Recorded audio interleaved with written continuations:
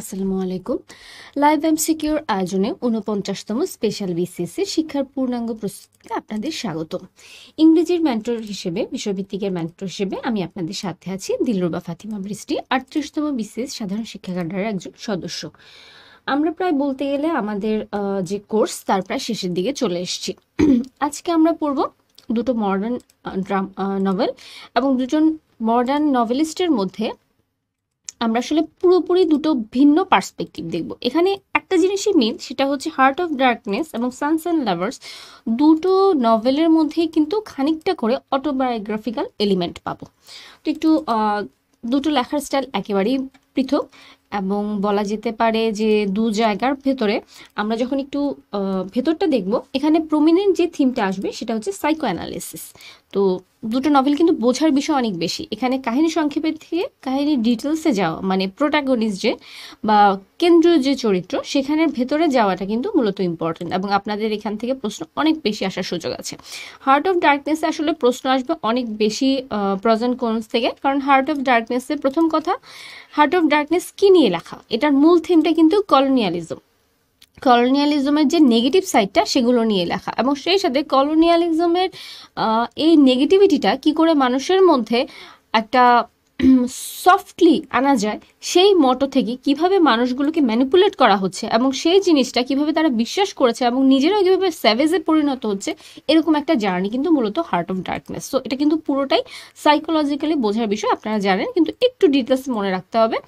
আর অন্যদিকে Sans and লাভার্সে আমরা অডিপাস complex এই জিনিসটা, সাইকো অ্যানালিসিসটাকে বেশি মেনলি প্রায়োরিটি দেবো। এখানেও কিন্তু মেন যে ক্যারেক্টার পল, এর সাথে কিন্তু লরেন্সের বেশ কিছু অটোবায়োগ্রাফিক্যাল এলিমেন্ট মিলে যাবে, কাজে এখানে রাইটারের সাথে একটু ম্যাচ করে রাখলে বুঝতে সুবিধা হবে। তো প্রথম নভেলে চলে আসা যাক, heart of darkness by Joseph Conrad. এখানে মজার বিষয় হচ্ছে জোসেফ কনরাডের হার্ট অফ ডার্কনেস কিন্তু জোসেফ কনরাডও কিন্তু ইংরেজি ভাষাভাষী ছিলেন না, ইংরেজি তার তৃতীয় ভাষা। তো ফলাফলস্বরূপ ইংরেজিতে লিখতে তাকে প্রথম দিকে কিন্তু বেশ স্ট্রাগল করতে হয়েছে, এবং যখন আমরা এই উপন্যাসটি পড়বো আমাদের কিন্তু মনে হবে না যে এই মানুষটি স্ট্রাগল করেছে। রাদার এটা খুব চমৎকার একটা লুসিড ল্যাঙ্গুয়েজে লেখা, কিন্তু যেই জিনিসটার মধ্যে পার্থক্য আছে সেটা হচ্ছে ন্যারেটিভ টেকনিকটা। এটা ন্যারেটিভ টেকনিক কিন্তু একেবারেই অন্যরকম। এখানে দুটো ন্যারেটিভ টেকনিক পাবো, একদম ফ্রেমওয়ার্কের মধ্যে যাবে। প্রথমে আমরা একজন আননোন ন্যারেটরকে পাবো যে গল্পটা শুরু করবে, এরপরে আমরা পেয়ে যাবো হচ্ছে মার্লোর ভাষ্য মধ্যে সেখানে আমরা বাকি স্টোরিটা পেয়ে যাব। কিন্তু মজার বিষয় হচ্ছে মার্লো কিন্তু ম্যান অফ অ্যাকশন, কিন্তু তারই অ্যাকশন এখানে খুব কম। সে কিন্তু মূলত এখানে man of realization, man of analysis, man of description হিসেবে বেশি আমাদের মধ্যে আসবে। এবং আমরা দেখব যে এখানে যে কেন্দ্রীয় চরিত্র, প্রোটাগনিস্ট এবং বলতে গেলে অ্যান্টাগনিস্ট কার্স, যে ওর ক্যারেক্টারের যত বেশি আমরা ভেতরে ডিগ করব, তত বেশি কলোনিয়ালিজমের যে থিমটা সেটা আমরা তত বেশি বুঝতে পারবো। মানুষের মানি হ্যাঙ্গারিং, কলোনিয়ালিজমের নেগেটিভিটি, প্রিমিটিভিজম, বারবারি, স্যাভেজারি, এই জিনিসগুলো নিয়ে মূলত হার্ট অফ ডার্কনেস কাজ করে। তো আপনারা ওই জায়গাগুলোতে একটু ফোকাস দেবেন। আবার যখন সানস অ্যান্ড লাভার্স পড়বেন তখন এই অটোবায়োগ্রাফিক্যাল এলিমেন্টের মধ্যে মাদার সান রিলেশনশিপের যে টার্নিং পয়েন্টগুলো, সেই অংশগুলোতে একটু ফোকাস দেবেন, কারণ যে থিমটা প্রমিনেন্ট সেখান থেকে প্রশ্নটা বেশি আসার সুযোগ আছে। আর ক্যারেক্টারের নামগুলো মনে রাখার চেষ্টা করবেন। হার্ট অফ ডার্কনেসে প্রচুর ক্যারেক্টার আছে, বাট ইম্পর্টেন্ট কিন্তু সবাই না, ইম্পর্টেন্ট ক্যারেক্টারগুলো মনে রাখলে হবে। আরেকটা মজার জিনিস হচ্ছে, যেহেতু বারবার বলছি, এখানে কনরাডের নিজের ভাষ্য মতে যে আমার ব্যক্তিগত জীবনের কিছু ছায়া এখানে পড়েছে, তবে খুব স্পষ্ট না। মানে তিনি নিজেও স্বীকার করছেন যে এটা কিছু ছায়া পড়েছে, কারণ 1890 সালে কঙ্গোতে তিনি নিজে যে এক্সপেডিশনে গিয়েছিলেন সেটারই কিন্তু পরবর্তীতে ডায়েরিতে টুকে রাখা সেটার একটা অংশ, কিন্তু অনেকগুলো পরিচয় চরিত্র আমরা সরাসরি এই নভেলের মধ্যে পেয়ে যাই। আরেকটা মজার জিনিস হচ্ছে, আমরা যখন চরিত্রের ভেতরে যাব তখন আমরা দেখব চরিত্রগুলোকে কিভাবে বলা আছে the brick maker, the manager. আমরা যখন স্মৃতি থেকে কথা বলতে যাই তখন কিন্তু মূলত এই বিষয়গুলো হয়। আমরা যখন স্মৃতি থেকে কথা বলি তখন অনেক সময় আমরা মানুষের নাম মনে রাখতে পারি না, পেশাটাকে মনে রাখতে পারি। সো এটাও কিন্তু একটা অটোবায়োগ্রাফিক্যাল বা একটা জার্নাল টাইপ বা ডায়েরি টাইপ একটা ফিল দেয়। তো যাই হোক, ক্লাস ওভারভিউ বরাবরের মতোই শর্ট একটা বায়োগ্রাফির পরে আমরা একদম ডিটেলস অ্যানালিসিসে চলে যাব এবং শেষে কোশ্চেন কী ধরনের হতে পারে সেটাকে দেখব। তো জোসেফ কনরাডের ব্যাপারে বায়োগ্রাফিটা আপনারা পড়ে নেবেন। আমাদের মূলত যে জিনিসটা জানতে হবে, তিনি কিন্তু একজন পোলিশ ডিসেন্ডেন্ট ছিলেন এবং তার পরবর্তী দ্বিতীয় ভাষা ছিল ফ্রান্স। বাবা মার মৃত্যুর পরে যখন আঙ্কেলের সাথে থাকেন তখন তার ভাষা হয়ে যায় ফ্রান্স। তৃতীয় ভাষা হয়ে যাবে। 20 বছর আগ পর্যন্ত কিন্তু ইংরেজি তিনি অত ভালোভাবে লিখতে বলতে পারতেন না, কিন্তু এই মানুষটি কিন্তু ইংরেজি সাহিত্যের চমৎকার একটা উপন্যাস লিখে ফেলেছেন এবং অনেকগুলো লিখেছেন। তো এই যে জার্নিটা, এটা কিন্তু অসাধারণ। আরেকটা জিনিস হচ্ছে এই যে কলোনিয়ালিজমের ইফেক্টটা উনি প্রথম থেকে দেখেছেন, এবং মানুষের মধ্যে স্বাধীনতার যে স্পৃহা সেটাও তিনি প্রথম থেকে দেখেছেন, কারণ নিজে ওরকম পোলিশ ডিসেন্ডেন্ট ছিলেন। বাবাকে এই একই রকম রিভলিউশনারি জিলের জন্য কিন্তু গ্রেফতার করা হয়েছিল। তো সব কিছু, এবং পরবর্তীতে নিজে ম্যারিনার পেশাটাকে গ্রহণ করেছেন এবং কঙ্গোতে এক্সপেডিশনও করেছেন।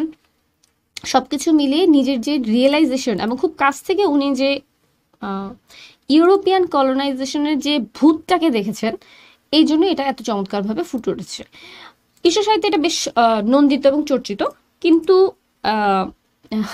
E.M. ফস্টার এবং সেই সাথে হচ্ছে চিনুয়া আচেবে, ওনারা কিন্তু এটাকে অতটা পজিটিভলি নেননি, কারণ ওনারা বিশেষ করে চিনুয়া আচেবে বলেছেন যে যতটা কলোনিয়ালিজমের নেগেটিভিটি আছে ততটা এখানে ফুটে ওঠেনি। এখন এটা একটা নর্মাল হিসাব যে যাদের রেসের প্রতি, মানুষের নিজের রেসের প্রতি তো একটা টান থাকবেই, তো তারপরও বলা যায় নির্মোহ দৃষ্টিভঙ্গি থেকে যদি আমরা দেখি যে কলোনিয়ালিজমের নেগেটিভিটি অনেক বেশি এখানে ফুটে উঠেছে।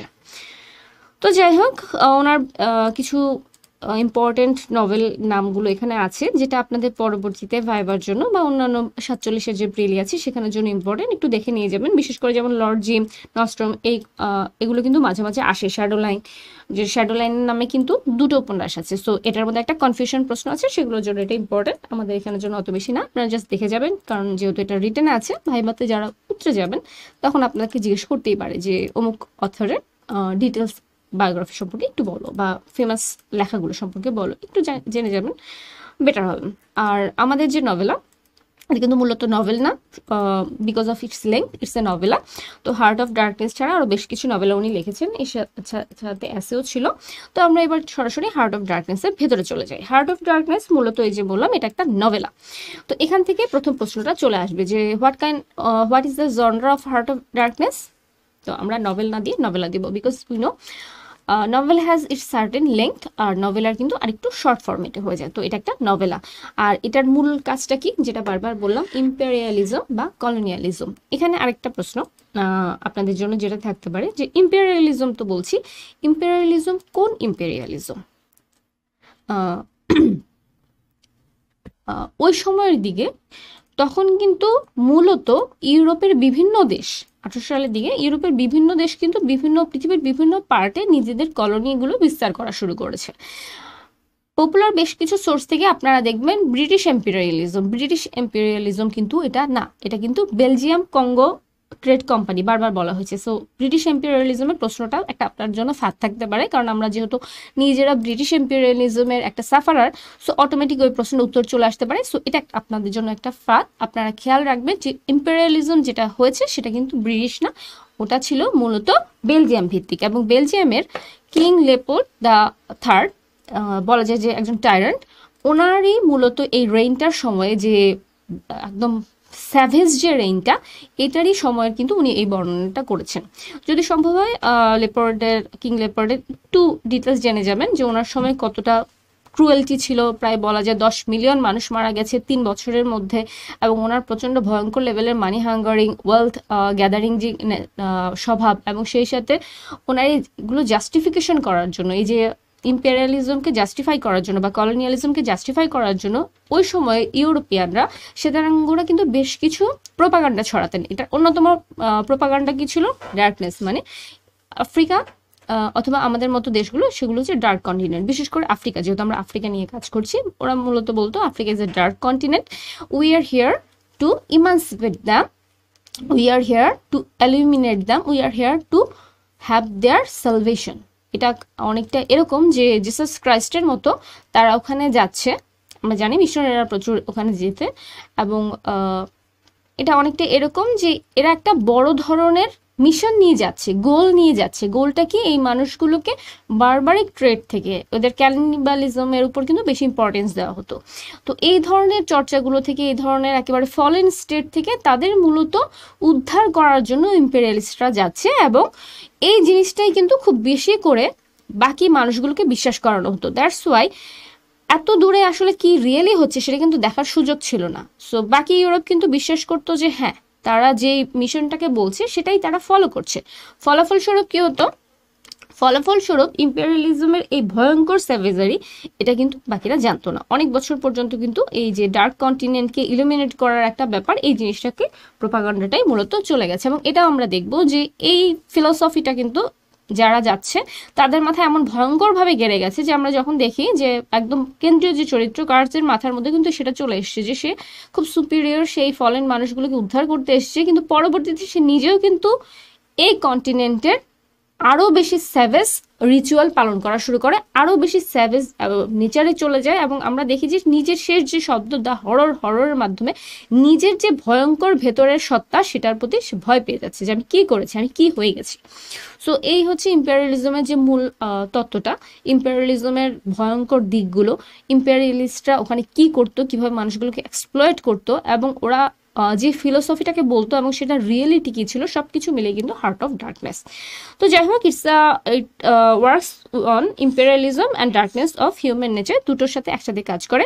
কার্স মনে করুন একই সাথে কিন্তু, বা এই কঙ্গো ট্রেড কোম্পানি দুটো কিন্তু একই সাথে ইম্পেরিয়ালিজম এবং মানুষের নেগেটিভিটি দুটো দিককে কিন্তু একদম লিনিয়ার ওয়েতে রিপ্রেজেন্ট করছে। আর স্টোরি টেলিংয়ের ব্যাপারে বলি, এটা কিন্তু মূলত দুজন বলেছে। গল্পটা শুরু হয় কিভাবে, নভেলাটা শুরু হয় আমরা যখন দেখি যে একটা পালতোলা নৌকা বাতাসের জন্য অপেক্ষা করছে, মানুষ বিরক্ত হচ্ছে, এরকম সময় কি হচ্ছে, মার্লোর সাথে একজন আননোন ন্যারেটর এই কথাগুলো বলছে যে এখন যে থেমস নদীতে আমরা আছি, এই নদীর মধ্যে কিন্তু একই রকমভাবে এখানে রোমানরা এসেছিল ইংল্যান্ডকে শাসন করতে, এবং ওই সময়ে ওদের যে ইম্পেরিয়ালিজম, ওই ইম্পেরিয়ালিজমের নেচার মানে হিস্ট্রি নিয়ে কিন্তু সে ইনফরমেশন দিচ্ছিল। কিন্তু এই ধরনের এলিভেটেড কথাবার্তা সাধারণত এরকম সময় মানুষের খুব একটা ভালো লাগে না, আমরা সাধারণত অবজেক্টিভের থেকে সাবজেক্টিভ আলোচনায় বেশি ইন্টারেস্ট পাই। সো ফলাফলস্বরূপ প্রথমে দেখা যাচ্ছে যে বাকি যে শ্রোতারা তারা কিন্তু ডিটাচড হয়ে যাচ্ছেন। তো ফলাফলস্বরূপ কি হচ্ছে, এরা ডিটাচড হয়ে যাওয়াতে মার্লো এবার নিজে গল্প বলা শুরু করে। মার্লো বলা শুরু করে নিজের একটা এক্সপেডিশনের উপর, যে এক্সপেডিশনটায় সে হচ্ছে মূলত সে কিন্তু ছিল salt water mariner. Salt water mariner থেকে তার মনে হলো না, এবার আমি মানচিত্রে যে দিকগুলো দেখিনি সেরকম একটা দিকে, এবার সে মানে রিভার ওয়াটার ম্যারিনারে পরিণত হয়। এবং এটার জন্য তাকে সুপারিশ করে কে, তার আন্ট। এবং মজার বিষয় হচ্ছে কনরাডের নিজেরও কিন্তু পরিচিত আন্ট ক্যাথরিন, উনি কিন্তু কনরাডের জন্য এরকমভাবে সুপারিশ করেছিলেন। এমনকি ওনার যে ডায়েরি সেগুলোর মধ্যে কিন্তু আমরা যে প্রথম সিম্বলিক কিছু ক্যারেক্টার পাই, যে তিনজন মহিলা উল বুঝছেন, সেই ক্যারেক্টারগুলো কিন্তু আমরা পাই। কিংবা ওখানে যাওয়ার পরে যে কনরাডকে ফিজিক্যাল এক্সামিনেশনের মধ্যে দিয়ে যেতে হয়, ওখানে ডাক্তাররা বলে যে আপনার পরিবারে কেউ পাগল আছে কিনা, বা আপনাকে কেউ ফোর্স করেছে কিনা, আপনার মাথার খুলিটা আমরা দেখবো যে যদি মানুষের মস্তিষ্ক বিকৃতি ঘটে বা এখান থেকে আসার পর আপনার কোনো চেঞ্জ হয়, এটা সায়েন্সের জন্য একটা ইন্টারেস্টিং একটা বিষয় হবে ব্রিড করা। তো এই জিনিসগুলো কিন্তু তার নিজের ব্যাপারে আছে। তো এগুলো কিন্তু খুব সিম্বলিক। যেমন তিনজন রমণীর যে উল বোনাটা, এটা কিন্তু মূলত মিথোলজিক্যাল যে ফেটের উল বোনার ব্যাপারটা আছে সেটাকে রিপ্রেজেন্ট করে। যে একই রকম মানুষের জন্মের সাথে সাথে ভাগ্যের সুতো তিন বোন একসাথে বোনে এবং মৃত্যুর সময় সুতোকে কেটে দেওয়া হয়। তো এখানে কিন্তু এই জিনিসটাকে সিম্বলাইজ করা হচ্ছে। তো যাই হোক, মার্লো তখন গল্পটা বলা শুরু করে এবং গল্পটার সেটিংটা কোথায়, কঙ্গো রিভার বেসিন। এখানে কিন্তু লক্ষণীয় আমাদের সেটিং কিন্তু দুটো, একটা হচ্ছে কঙ্গো রিভার বেসিনে, যেটা মার্লো যখন গল্প বলা শুরু করে তখন এটা ওখানে চলে যায়। আরেকটা হচ্ছে লন্ডনে। যেমন প্রথমে শুরু হচ্ছে থেমস নদীর বা টাইমস নদীর পাশে, তারপরে কি শুরু হলো, তারপরে আবার ওখানে আমরা দেখি লন্ডনে মার্লোর যে অফিস সেখানে, এবং সেই সাথে মার্লো যে আন্ট তার বাসস্থানে, তারপর আবার দেখি একদম শেষে কার্সের যে ইন্টেন্ডেন্ট বা ফিয়ন্সে তার কাছে। তো আমরা এখানে দুটো সেটিং পাবো। একটা হচ্ছে একেবারে, এটা কিন্তু মূলত দুটো জিনিসকে একসাথে দেখানোর জন্য, যে একদিকে আপনার লাইট, একদিকে ডার্কনেস, কিন্তু ব্যাপার হচ্ছে যে কোনটাকে লাইট বলবেন আর কোনটাকে ডার্কনেস বলবেন, এই দুটোকে কিন্তু একটু ইন্টারমিঙ্গেল করে ফেলা হয়েছে। এবং here darkness is more purified than light. তো সেটিং হচ্ছে দুটো। মার্লো গল্প বলা শুরু করেছে, আমরা এখান থেকে চলে গেছি হচ্ছে কঙ্গো রিভার বেসিনে। Marlowe reveals to work on a Belgium trading company and becomes obsessed with finding Kurtz. মার্লোর কাজটা কি ছিল। আমরা প্রথমে দেখি যে ওখানে অনেকগুলো মানুষের সাথে মার্লো যখন নিজের গল্প বলা শুরু করে তখন সে কি বলে, সে হচ্ছে রিলেটিভের মাধ্যমে বা আন্টের মাধ্যমে সুপারিশ প্রাপ্ত হয়ে বেলজিয়ামের ট্রেডিং কোম্পানির ওখানে চলে গেছে। ওখানে তার কাজটা কি ছিল, ওখানে তার কাজ ছিল প্রথম কথা কোম্পানির যে আইভরি কালেকশনটাই মূলত ওখানে মেইন ছিল। আইভরি কালেকশন করা, ইনার স্টেশন থেকে ওটাকে নিয়ে আসা এবং সেই সাথে ওদের যে ফার্স্ট ক্লাস একজন এজেন্ট কার্স যে একেবারে অসুস্থ হয়ে গেছে, তার খুব একটা খোঁজ পাওয়া যাচ্ছে না, তাকে উদ্ধার করা। এই দুটো কাজ ছিল মার্লোর। এবং যখন সে মার্লো, সত্যি কথা বলতে কার্সের প্রতি মার্লোর খুব বেশি মাত্রায় একটা ফ্যাসিনেশন তৈরি হয়ে যায়। কিন্তু মজার বিষয় হচ্ছে কার্স কিন্তু এমন কোনো অ্যাক্টিভিটি মার্লোর সামনে করেনি বা করতে পারেনি যেটাতে সে মুগ্ধ করতে পারে। রাদার মনে হয় যে মার্লো ওর চরিত্রটা শুনেই অনেকটা মুগ্ধ হয়ে যায়। এবং আমরা দেখি যে ও খুব ক্যারিশমেটিক একজন ব্যক্তিত্ব কার্স। ওর আশেপাশে যতজনই আছে হয় তাকে ঈর্ষা করছে, না হলে তার প্রতি মুগ্ধ হচ্ছে, কিন্তু তার প্রতি ইনডিফারেন্ট কোনো ক্যারেক্টার কিন্তু আমরা পাই না। মানে ও কিন্তু এমন একটা ডেমিগড টাইপ ক্যারেক্টারিস্টিক্সে নিয়ে আসে। কিন্তু এই মানুষটাও কিন্তু এই যে পাওয়ার, ইম্পেরিয়ালিজমের যে পাওয়ার, সেই পাওয়ারের দ্বারা ম্যানিপুলেট হয়ে যাচ্ছে। সো এটাই হচ্ছে ইউরোপিয়ান সিভিলাইজেশনের যে নেগেটিভ সাইড, ইম্পেরিয়ালিজমের যে নেগেটিভ সাইড, ম্যাটেরিয়ালিজমের যে নেগেটিভ সাইড, এটাকে মূলত বোঝানো হচ্ছে। এবং সেই সাথে ওই ধরনের ডার্ক একটা কন্টিনেন্টে বা ওই ধরনের দূরবর্তী একটা জায়গায় যেখানে হচ্ছে সভ্য সমাজে, তথাকথিত সভ্য সমাজে আইনগুলো চলে না, সেখানে মানুষের যে ইনার বিস্টটা কিভাবে কাজ করা শুরু করে বা মানুষের মধ্যে যে স্যাভেজ নেচারটা সেটা কিভাবে কাজ করে, সেটাই কিন্তু বোঝানো হয়েছে। তো সেখানে যাওয়ার পরে মূলত সে খোঁজা শুরু করে কার্স নামের একজন মানুষকে। সে হচ্ছে বলা যায় যে পুরো ট্রেড কোম্পানির সব এজেন্ট মিলে যত আইভরি কালেক্ট করতে পারে সে একাই কিন্তু তার দ্বিগুণ কার্স কিন্তু দ্বিগুণ আইভরি কালেক্ট করতে পারে। এখন এত দ্বিগুণ আইভরি কালেক্ট করার জন্য ওয়েটা কিন্তু খুব সিম্পল না। এবং দেখা যাচ্ছে যে সে অসভ্যদের মধ্যে আরো অসভ্য, যদি আমরা ওদের অসভ্য বলি বা যদি আমরা বুনো বলি, তাহলে বুনোদের মধ্যে সে আরো বেশি বুনো হয়ে গেছে। সে বরঞ্চ তাদের তো পরিবর্তন করতে পারেনি, সে আরো বেশি বুনো এবং আরো বেশি নৃশংস হয়ে গেছে। তো কিন্তু আমরা দেখি প্রথম থেকে মার্লোর চরিত্রটা কার্সের ব্যাপারে একটু বায়াসড, এবং সে যত সময় যায় তত বেশি একে ইনফ্লুয়েন্সিয়াল ক্যারেক্টার হিসেবে কার্সকে কিন্তু দেখানো হয়। যে আমরা দেখি যে মার্লোর ওর সাথে প্রথম পরিচয় একটা আঁকা ছবি দেখে, যেখানে সে এর আর্টিস্টিক জিলটা সম্পর্কে জানতে পারে, এরপর ওর চরিত্র সম্পর্কে জানতে পারে, ওর কর্মদক্ষতা সম্পর্কে জানতে পারে। যত বেশি সময় গড়ায় মার্লোর তত বেশি আগ্রহ হয় এই মানুষের সাথে দেখা করার জন্য। As the journey deepers into the Congo, Marlowe witnesses the brutality, greed and inhumanity of colonial exploitation. এই হচ্ছে আমাদের মূল থিমগুলো। থিমে অনেক নাম থাকতে পারে, কিন্তু এটাই হচ্ছে আমাদের মূল থিমগুলো। যত সময় যাচ্ছে তত ও দেখতে পায় কি যে যত বেশি হার্ট অফ ডার্কনেসের ভিতরে ঢুকে যাচ্ছে, তত বেশি কি দেখছে যে কোম্পানিকে ভয়ঙ্করভাবে মানুষগুলোকে এক্সপ্লয়েট করছে। ওই সময় আইভরি কালেকশনের জন্য, আইভরি তো আপনারা জানেন হাতির দাঁত, তো হাতির দাঁত কালেক্ট করার জন্য নির্বিচারে হাতিগুলোকে মারা হচ্ছে। এবং হাতির দাঁত বা আইভরি যখন কালেক্ট করে অনেক বেশি সময় রাখা হয়, সেই আইভরি কিন্তু দাম কমে যায়, হলদে হয়ে যাওয়া আইভরি কিন্তু দাম কমে যায়। তো এতগুলো তো বাজারে আসছেও না, তাহলে এত হাতি নির্বিচারে মারা কেন? এটা মানুষের গ্রিডের জন্য, কিং লিওপার্ডের যে গ্রিড, সে গ্রিডের জন্য। এবং ব্রুটালিটি কি এই মিন্সটা, আইভরি কালেকশনের মিন্সটা, এবং সেই সাথে ইম্পেরিয়ালিজমের সেট যে ফিলোসফিটা, সেটা কিন্তু খুব ব্রুটাল। আমরা দেখি যে ওখানে যে আদি কঙ্গোর অধিবাসীরা, এদের দিয়ে যে কাজগুলো করানো হচ্ছে এগুলো কিন্তু ফ্রি অফ কস্ট, লেবার খরচ নেই ওদের জন্য। এমনকি যখন মার্লো হচ্ছে স্টিম বোট নিয়ে কার্সকে খুঁজতে চলে যায় ভিতরে, তখন দেখা যায় ওর সাথে যে ক্যানিবালরা আছে তাদের খাবার জন্য কিন্তু মাংস দেওয়ার কথা কারো মনে নেই। কিংবা ওদের দিয়ে যে লোডগুলো বহন করা হচ্ছে, বা বলতে গেলে প্রায় তাদের ওজনের সমান, কিন্তু এরা যখন অসুস্থ হয়ে মরে যাচ্ছে তাদের নিয়ে কারো কোনো মাথা ব্যথা নেই। কিংবা এই খড়বোকা দুর্বল মানুষগুলোকে দিয়ে রেল রোড করানো হচ্ছে, তাদেরকে দিয়ে লোড বহানো হচ্ছে, তাদের কুলি কাজ করানো হচ্ছে, কোথাও কিন্তু তাদের ব্যাপারে বিন্দুমাত্র সিম্প্যাথি কাজ করছে না। ব্রাদার তারা যখন রিভল্ট করছে তাদের মেরে ফেলা হচ্ছে। কিংবা তাদের যে মেয়েরা, তাদেরকে ধরে নিয়ে আসা হচ্ছে যতক্ষণ না তাদের হাজব্যান্ড অথবা ছেলে ওই পরিমাণ আইভরি কালেক্ট করে দিচ্ছে। মানে ব্রুটালিটির দিক দিয়ে যাদের ব্রুট বলা হচ্ছে, তার থেকে ইউরোপিয়ান সিভিলাইজেশন অনেক বেশি ব্রুট। সো এটা কিন্তু একটা প্রমিনেন্ট থিম, ব্রুটালিটি, গ্রিড, আরেকটা কি ইনহিউম্যানিটি অফ কলোনিয়াল এক্সপ্লয়টেশন, এই যে আচরণগুলো ক্যানিবালদের আচরণ, বরঞ্চ মার্লো নিজেই বলে যে এরা ক্ষুধার্ত কিন্তু এরা তো ইচ্ছে করলে আমাদের মেরে খেয়ে ফেলতে পারতো, তারা তো করছে না। So cannibals are more human than the imperialists, ওদের থেকে এরা বরঞ্চ অনেক বেশি human. When he finally meets Kurz, Marlowe discovers that he has abandoned all morality, ruling over the natives like a tyrant.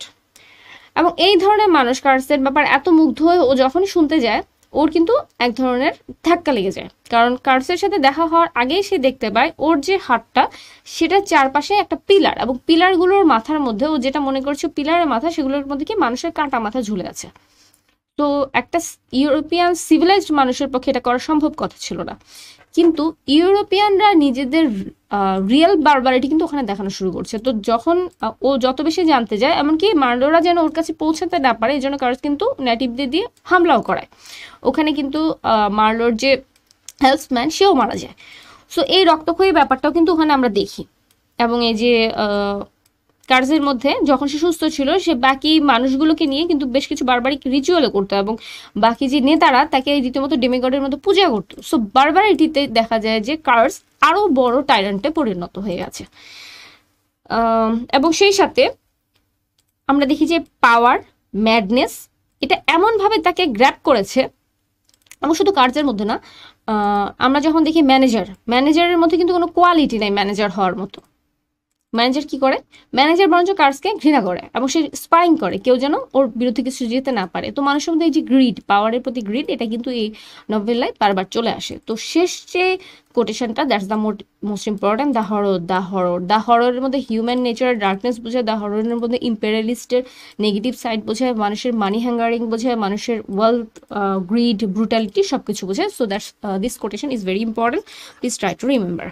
তো এই নভেলটা শেষ হয়ে যায় হচ্ছে, মানে শুরুটাই হয়েছিল একটা জার্নিতে, কাহিনী কিন্তু খুব অল্প, একটা নভেল যেটা শুরু হয়েছে কয়েকজন মেরিনারের গল্পে, একটা বোরিং গল্পের পরে, রোমান এক্সপিডিশনে ইম্পেরিয়ালিজমের বোরিং গল্পের পরে সে গল্পটা চলে গেছে কঙ্গোতে। সেখানেও হচ্ছে ইম্পেরিয়ালিজমের বিভিন্ন দিক, নেচার, ওইখানে মিস্টেরিয়াস নেচারের বিউটি, ওটাকে কিছুটা অ্যাপ্রিসিয়েট করা, অ্যাপ্রিসিয়েশনের পরে হচ্ছে প্রধান যে চরিত্র কার্স সম্পর্কে জানা, আস্তে আস্তে ওর প্রতি আরও বেশি ইন্টারেস্টেড হওয়া, ওর রিয়েলিটি জানা, এর সাথে আশেপাশে যে মানুষগুলো তাদের রিয়েলিটি জানানো, যে বাসিন্দাদের উপর ইম্পেরিয়ালিজমের এই শাসন শোষণ চালানো হচ্ছে, তাদের ফলেন অবস্থা এবং তাদের কি ভয়ঙ্কর অবস্থা সেগুলোকে দেখানো, এবং সবার শেষে যার জন্য এত কিছু তাকে দেখতে গিয়ে তার অবস্থা দেখে ইম্পেরিয়ালিজমের রিয়েলিটি বোঝা, এটাই কিন্তু হচ্ছে মূলত এই নভেলার স্টোরি।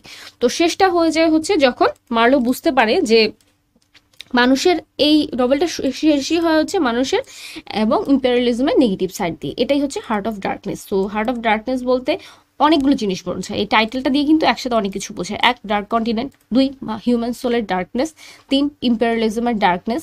তো সব কিছুর মধ্যে কিন্তু ডার্কনেস আসে, বরঞ্চ বলা যায় যে কন্টিনেন্টের যে ডার্কনেস সেটাই বরঞ্চ এখানে একটু প্যারাডক্সিক্যাল। তো কিছু কি এলিমেন্ট বা যে অংশগুলো থেকে আপনাদের ছোট ছোট প্রশ্ন আসতে পারে, কারণ প্রশ্ন তো সহজ ক্যাটাগরির, এই যে লিটারের এলিমেন্টসগুলো সেগুলো হচ্ছে সহজ যে ক্যাটাগরি এবং মিডিয়াম যে ক্যাটাগরি, সেই ক্যাটাগরিতে প্রশ্ন আসবে, এবং এখান থেকে প্রশ্ন আসবে বেশি, আপনাদের 60 থেকে 70% প্রশ্ন এ ধরনের প্রশ্ন আসবে। 10 থেকে 15% অথবা আরেকটু 20% প্রশ্ন একটু ট্রিকি হতে পারে, তবে আমার মনে হয় 10%-এর বেশি হবে না। আপনারা পিএসসির আগের সিলেবাসগুলো একটু ঘাটলেই দেখবেন, বরঞ্চ এখন আপনাদের যে প্রশ্ন আসবে ওই লেভেলে কঠিন প্রশ্ন বা একটু ডিটেলস প্রশ্ন এখনো পিএসসি করেইনি। আর যেহেতু আমি সাধারণ মানুষ, ডাক্তারদের প্রশ্ন অ্যানালাইসিস করে তো আমি বুঝবো না যে ওটা কতটা ভেতর থেকে এসেছে, তবে যতটুকু বলা যায় খুব ডিটেলস প্রশ্ন আসেনি, কিন্তু ডিটেলস প্রশ্ন কিছু তো থাকবে। তো আপনারা 5-10% কিছু ডিটেলস প্রশ্ন পাবেন, কিছু কিছু ছোট ছোট অংশ থেকে, কিছু কিছু স্ট্রাইকিং অংশ থেকে কিছু প্রশ্ন আসতে পারে। তো এবার কি লিটারেরি এলিমেন্টসগুলো একটু দেখি, এগুলো সবগুলো মনে রাখার চেষ্টা করবেন। প্রথম কথা জনরা, আমরা বারবার বলছি যে জনরাটা কি নভেলা, এবং এটা মডার্ন নভেলের একটা অংশ, তার মানে এটা modern fiction, modernist fiction. Psychological symbolic tale of imperialism অথবা কলোনিয়ালিজম হচ্ছে এটা সব থেকে prominent theme. So it's a novel on imperialism or colonialism. আর সাইকোলজিক্যাল কেন? এখানে কিন্তু মূলত অ্যাকশনের থেকে রিয়েলাইজেশন এবং অ্যানালাইসিসটাই বেশি। কার্সের চরিত্রকে বিশ্লেষণ করার চেষ্টা করেছে মার্লো, ইম্পেরিয়ালিস্ট অ্যাটিটিউড নিয়ে অন্য মানুষগুলো কিভাবে কাজ করে সেই আচরণগুলোকে বোঝার চেষ্টা করেছে, এবং সেই সাথে এই হার্ট অফ ডার্কনেসে বাকি মানুষগুলোকে বোঝার চেষ্টা করেছে। So it's A psychological journey. এমনকি ও নিজেও কিন্তু সাইকোলজিক্যালি অনেক বেশি চেঞ্জ হয়ে যায়। এবং আমরা যখন দেখি যে কার্সের ফিয়ন্সের সাথে যখন লাস্ট ওর কথা হয়, ও কিন্তু বলতে পারে না যে ওর কার্সের রিয়েল সত্য কথাটা, কিন্তু সে বলতে পারে না যে শেষ কথাটা তোমার নাম ছিল না, ওটা ছিল দ্য হরর। এবং এটাও বলতে পারেনি। আমরা দেখি একটু সে টিজই করে রীতিমতো, যে আমি তো জানি ইন্টারনেট যখন বলে সে আমাকে কতটা ভালোবাসতো, সে কিন্তু টিজ করে বলে হ্যাঁ তোমাকে ভীষণ ভালোবাসতো, কারণ সে জানে অলরেডি ওখানে তার একটা মিস্ট্রেস ছিল। সো ভালোবাসা টালোবাসা কিছু নাই। ওটাও কিন্তু কার্সের চরিত্রের নেগেটিভ আরেকটা দিক। তাহলে এই যে ওর মানুষের সাইকোলজি বোঝার ক্ষমতা বৃদ্ধি, এটাও কিন্তু এই নভেলের একটা অংশ। তো মোটা দাগে যদি আমরা জনরাটা বলি, আমার মনে হয় জনরা থেকে আপনাদের প্রশ্ন আসবে মূলত নভেলা থেকে, কারণ সাধারণত নভেল এখানে বেশি, আপনাদের সিলেবাসে নভেলা কম। সো নভেলা থেকে প্রশ্ন আসতে পারে। আর ইম্পেরিয়ালিজমটা একটু মনে রাখবেন, কারণ ইম্পেরিয়ালিজমের ওপর সরাসরি আর কোনো নভেল এরকম নেই। ইম্পেরিয়ালিজম বা কলোনিয়ালিজমের সাথে রিলেটেড আপনাদের কিন্তু অনেক আগে এলিজাবেথেন যুগের একটা প্লে আছে, একটু মনে রাখার চেষ্টা করবেন সেটা কোনটা। যাই হোক, narrative style, A frame narrative. Frame narrative কি? এখানে ন্যারেটিভ কিন্তু দুটো। একটা হচ্ছে একজন আননেমড বা অ্যানোনিমাস স্পিকার যিনি গল্পটা শুরু করেন, নভেলাটা শুরু করেন, তারপর আমরা মার্লোকে খুঁজে পাই। সো এটা কিন্তু, এবং মার্লোর গল্পটা কিন্তু একটু লেয়ার্ড। এই এখানে যাচ্ছে, ওখানে যাচ্ছে, এই সে নিজের লন্ডনের জীবনে যাচ্ছে, পরে অন্য জায়গায় চলে যাচ্ছে, কার্সের কাছে চলে যাচ্ছে, এরকম বিভিন্ন স্তরে কিন্তু সে গল্পটা বলে। এটা একটা মাল্টি লেয়ার্ড স্টোরি টেলিং। সেটিংটা কি? একটু আগে যেটা বলেছি যে লেট 19th সেঞ্চুরি, 1890 সালের গল্পটা নিয়ে কিন্তু লেখা, 98 দিকে। তো গল্পটা কিন্তু এখানে দুটো জায়গায় হয়েছে, এক লন্ডনে থেমস রিভারে, আরেকটা কি কঙ্গো রিভার বেসিনে আফ্রিকা। একেবারে দুটো প্যারালাল ওয়ার্ল্ড। হার্ট অফ বলা যায় lightness and heart of darkness. Protagonist Charles Marlowe, এবং মার্লোর মধ্যে আমরা মূলত কি পাই? মার্লোর মধ্যে আমরা অ্যাকশনের জায়গায় ন্যারেশন বেশি পাই। আর অ্যান্টাগনিস্টকে কার্স, এবং ক্যারেক্টারের দিক দিয়ে আসলে পুরো নভেলাটাই কার্সের উপরেই নির্ভরশীল। সো কার্সের ক্যারেক্টারের বিভিন্ন ছোট ছোট দিকগুলো, এগুলো একটু মনে রাখার চেষ্টা করবেন। আর এখানে কিন্তু বেশ কিছু মজার মজার ক্যারেক্টার আছে, মানে ক্যারেক্টারিস্টিক্সগুলো অন্যরকম, সেগুলো একটু মনে করার চেষ্টা করবেন। যেমন হার্লি কুইন, একে মনে রাখার চেষ্টা করবেন, যে রাশিয়ানকে হার্লি কুইন কেন বলছে, এরকম ছোট ছোট প্রশ্নগুলো একটু মনে রাখার চেষ্টা করবেন। কিংবা ব্রিক মেকার তো কখনো ব্রিক তৈরিই করেনি, সে ব্রিক মেকার কেন, সে কি হিসেবে কাজ করে। তারপর এলডোরাডো এক্সপেডিশন আপনারা পাবেন। এলডোরাডো কি? এই ধরনের ফিকশন। এলডোরাডো হচ্ছে আসলে এমন একটা জায়গা যেখানে সবকিছু স্বর্ণের। তো মানুষের এই মরিচিকা খোঁজার যে এক্সপেডিশনটা, সেটাও কিন্তু আমরা এখানে পাবো। তো কে করছে? ম্যানেজারের আঙ্কেল। তো এই ধরনের ছোট ছোট প্রশ্ন আসতে পারে। আর কোটেশন, একদম বড় যে কোটেশনটা, দ্য হরর বড় বলতে ইম্পর্টেন্ট, সেটা একটু মনে রাখবেন। ক্লাইম্যাক্স কি? ক্লাইম্যাক্স হচ্ছে যখন সে কার্সকে খুঁজে পায়। এই পুরো নভেলটা কিন্তু কার্সকে খুঁজে পাওয়া পর্যন্ত, এবং ওকে পাওয়ার আগ পর্যন্ত ধাপে ধাপে মার্লোর সামনে অনেকগুলো বাধা আসে। প্রথমে সে যখন যায়, সে দেখতে পায় যে ম্যানেজার আসলে চাচ্ছেই না যে স্টিম বোটটা নিয়ে বা মার্লো কোনোভাবে ওখানে পৌঁছাক। এটা সে দেখে যে তার জাহাজটা অলরেডি তলিয়ে আছে, এবং এই স্টিমারটা তলিয়ে আছে, এটাকে সারানোর, যে রিভার দিয়ে সারানো, সেটা নিয়ে কোনো চেষ্টা করা হয় না। কিন্তু ও বুঝতে পারে যে পরিস্থিতি বেশ ডেন্সড, এবং সে যদি এখান থেকে চলে না যায় তাহলে কিন্তু সমস্যা হতে পারে। এবং ম্যানেজারের ইন্টেনশনটাও অনেকটা এরকম ছিল যে কার্স অলরেডি সে জানে যে বেশ অসুস্থ, যদি ওর কাছে পৌঁছাতে একটু দেরি হয়ে যায় তাহলে কি হতে পারে, সে হয়তো মরে যাবে। তাহলে এটা ম্যানেজারের জন্য সুবিধা। তো সে বেশ কিছু বাধার তৈরি করে, এবং শেষে আবার কার্স নিজেও একটু বাধা দেয়। একটা অ্যাটাক হয় স্টিমারের উপর, আবার শেষে যখন তাকে নিয়ে যাওয়া হয়, তাকে নিয়ে আসা হয়, সে কিন্তু পালিয়ে যাওয়ার চেষ্টা করে, এবং লোকালরাও চেষ্টা করে, তার মিস্ট্রেসও চেষ্টা করে তাকে বাধা দেওয়ার। তো এই জন্য ক্লাইম্যাক্সটাই হচ্ছে কার্সকে খুঁজে পাওয়া। যখন ওকে খুঁজে পাওয়া যায়, তখন কিন্তু আমরা এই যে মিস্ট্রিয়াস ক্যারেক্টারটার প্রতি আমাদের এতক্ষণ যে ইন্টারেস্টটা বাড়ছিল, সেটাকেও কিন্তু আমরা ফাইনাল একদম পিকে পাই। তো এই জন্য ক্যারেক্টারটার ক্লাইম্যাক্স হচ্ছে দুটো, একটা হচ্ছে ওর ফাইনাল মিট, আরেকটা হচ্ছে ওর মৃত্যুর সময়। দ্য হরর যে মার্লো যেটা বলে যে কার্সের ব্যাপারে সে অনেক বেশি ফ্যাসিনেটেড, বা ওর মনে হয় ও একটু সুপিরিয়র কেন, এই জার্নিটার পরে কিন্তু, ওখানে অবস্থানের পরে কিন্তু মার্লো নিজেও অসুস্থ হয়ে যায়, যেটা কনরাডো হয়েছিল। মার্লো অসুস্থ হয়ে যায়, এবং অসুস্থ হওয়ার পর তার মোটামুটি ডেথ বেডে চলে যায়। সে কিন্তু বলতে পারে না কিছু, মানে নিজেকে শেষ সময় কিছু বলার ক্ষমতা তার থাকে না। কিন্তু সে দেখে যে কার্স কিন্তু নিজের গোটা জার্নিটা, লাইফ জার্নিটাকে সাম আপ করতে পারছে দ্য হরর দিয়ে, যেটা ওর মধ্যে এক ধরনের রেসপেক্ট অ্যারাইজ করে। আসলে আমরা যাকে পছন্দ করি তার প্রতি আমাদের সবকিছুতেই একটু রেসপেক্ট চলে আসে। যাই হোক, point of view, first person point of view, কারণ এটা মার্লোর পয়েন্ট অফ ভিউ থেকে বলা হয়েছে। জেনারেল কনফ্লিক্টটা কি? মানুষের স্ট্রাগল অথবা হিউম্যান নেচারের স্ট্রাগল এবং ইম্পেরিয়ালিজমের যে নেগেটিভ সাইড, ব্রুটালিটি, এই দুটোই হচ্ছে মেইন কনফ্লিক্ট। এখানে কনফ্লিক্ট হচ্ছে একটা মানুষের নিজের ভেতরে, আরেকটা হচ্ছে ইম্পেরিয়ালিজম। তো এখান থেকে কি ধরনের প্রশ্ন আসতে পারে? What is the primary narrative perspective of Heart of Darkness? একটু আগে বলেছি ন্যারেশন কোন ধরনের, first person narration by an unnamed narrator and who then relays Marlow's first person account. শুরু হয় একজন আননেমড মানুষ ফার্স্ট পার্সন দিয়ে, তারপর চলে যায় এটা মার্লোর উপরে। What does the heart of darkness primarily symbolize in the novella? Both the brutal realities of colonial exploitation and the moral psychological desolation with individual like Kars and Marlowe. তো আপনাদের এখানে যে যখন সিম্বল আসবে তখন আপনারা খেয়াল করবেন যে আপনার কিওয়ার্ড এই কলোনিয়ালিজম, এক্সপ্লয়টেশন, সাইকোলজি, এই ডার্কনেস, এই জিনিসগুলো আছে কিনা। বাকিগুলোর সাথে মিলিয়ে দেখুন। জিওগ্রাফিক্যাল সেন্টার অফ আফ্রিকা, এখানে আপনার ওই কিওয়ার্ডগুলো নেই। Moral decay of corruption of European imperialism, এটা কিন্তু কাছাকাছি, কিন্তু এখানে অর্ধেকটা দিকে এসেছে, কারণ কার্স কিন্তু এখানে খুব বড় একটা ক্যারেক্টার, ও এখানে নেই। The inherent evil within all humanity explored by the wilderness, এখানেও আসে, কিন্তু দেখুন যখন বোথ আসে তখন কিন্তু আমাদের দুটো দিকে আসে, কারণ ইম্পেরিয়ালিজমের নেগেটিভ সাইডের সাথে কিন্তু হিউম্যান নেচারের নেগেটিভ সাইডও খুব বেশি important. Marlow's journey up the Congo river is often interpreted as a primal uncivilised aspect of human nature and unconscious mind. যত ও ভেতরে যেতে থাকে, আনসিভিলাইজ সোসাইটির মধ্যে যেতে থাকে, নেচারের মধ্যে যেতে থাকে, তখন তত ওর মনে হয় যে আনকনশিয়াস মাইন্ড, কারণ সাবকনশিয়াস বা আনকনশিয়াস মাইন্ড ছাড়া কার্জের মতো একজন মানুষ, একজন সভ্য মানুষের পক্ষে মানে নিজে ফুল কনসিয়াসনেস তো এই ধরনের কাজগুলো করতে পারার কথা না।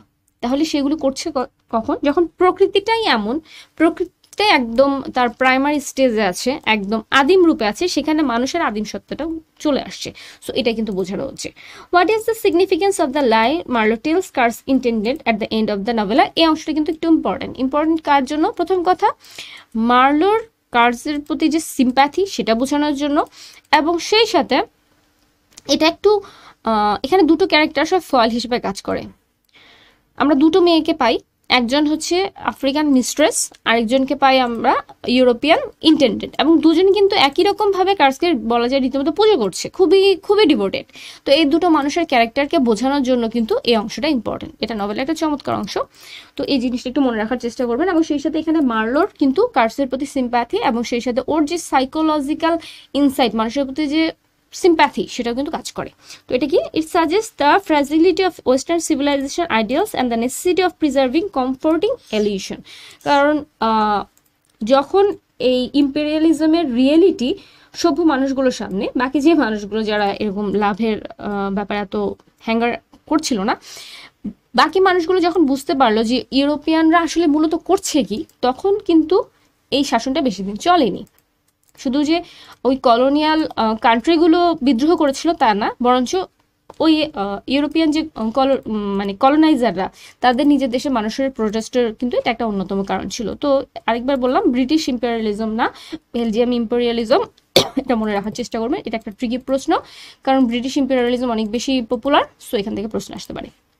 Carr's famous last line, the horror are ambiguous. Which is the following interpretation is most consistent with the novel's theme? He is acknowledging the moral abyss he has strayed into and perhaps the deprivation of both himself and the colonial enterprise. প্রথম কথা কি, এটা একটু আসলে ambiguous. Horror বলতে সে বোঝাচ্ছে কি? মৃত্যুর হরর, নিজের কৃতকর্মের হরর, মৃত্যুর পরবর্তী লাইফে সে তার সাথে কি হতে পারে সেটা, নাকি এই পুরো ইউরোপিয়ান সোসাইটি যা করছে সেটা। তো এই জন্য আমরা যখন এই ধরনের প্রশ্ন পাবো, দেখবো যে যেখানে মোটামুটি পুরো থিমের অংশটাই চলে এসেছে, সেটাই আমাদের অ্যান্সার হয়ে যাবে।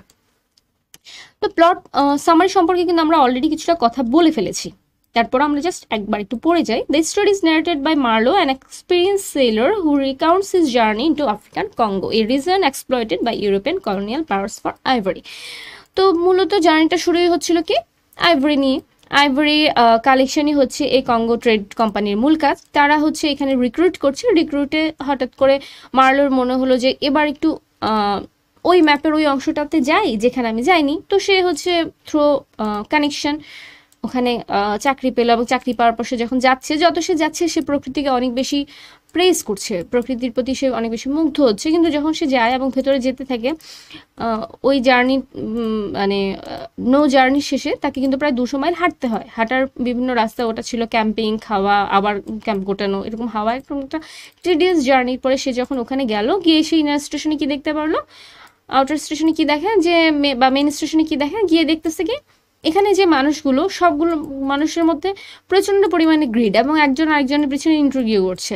ম্যানেজারের কোয়ালিটি নেই, কিন্তু ম্যানেজার বাই কানেকশন এবং মানুষকে গ্রিডের মাধ্যমে অনেকভাবে পরিচালনা করছে, স্পাইং করছে। সে তার আঙ্কেল হতে শুরু করে সবাই এরকমকে কাজে লাগাচ্ছে। ব্রিক মেকারের যে যার হচ্ছে কখনো ব্রিক তৈরি করে না, কারণ কোনো একটা ফান্ডামেন্টাল এলিমেন্ট তার ব্রিক মেকিংয়ে নেই, সেটা কি সেটা কিন্তু বলা হয় না। সে হচ্ছে স্পাই হিসেবে কাজ করে, এবং সে এখানে দেখে যে অনেকগুলো মানুষ, এবং এই মানুষগুলোর মধ্যে নেগেটিভিটি সে বুঝতে পারে।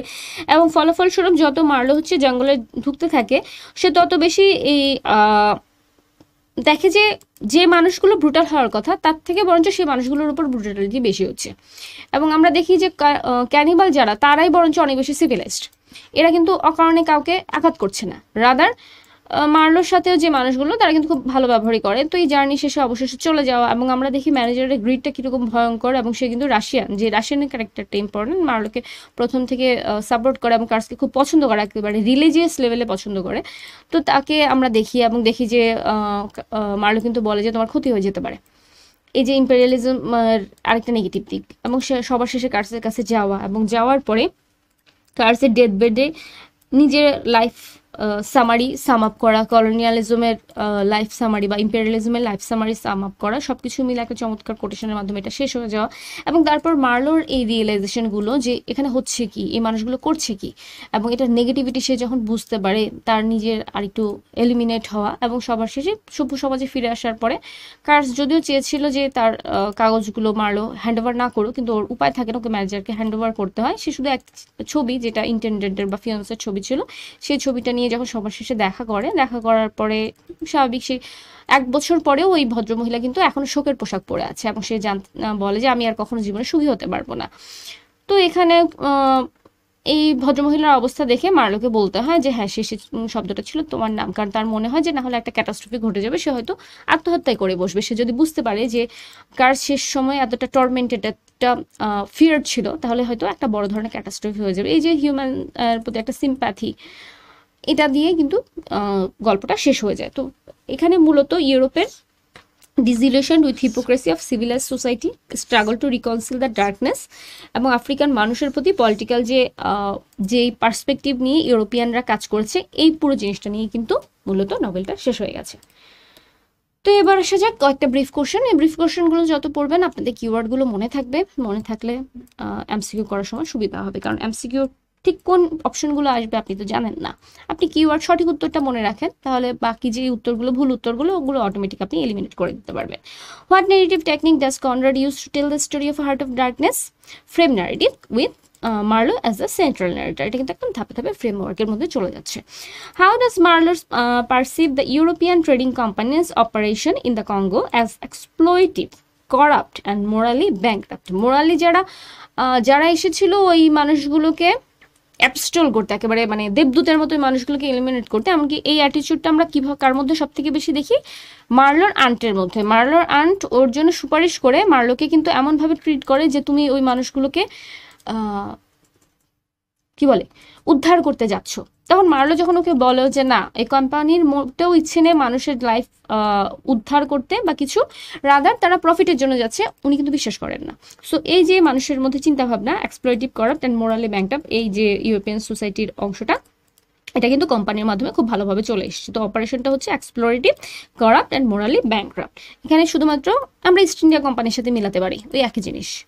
কোম্পানির শাসনে আমাদের সাথে যাওয়া হয়েছিল, তাই শুধু এখানে পার্থক্য এটা যে ওখানে সরাসরি কিং লিওপোল্ড এই কাজটা কিন্তু করেছিল, এবং উনি খুব চতুরভাবে কঙ্গোকে নিজের পার্সোনাল প্রপার্টিতে পরিণত করেছিলেন, এবং বাকিদের উনি এমনভাবে বুঝিয়েছিলেন, এবং কঙ্গোর এত দূর থেকে আসলে কোনো খবরও আসছিল না।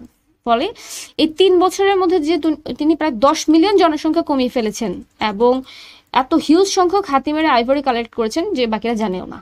এটা আস্তে আস্তে অনেক পরে কিন্তু এই রেইন সম্পর্কে জানা হয়।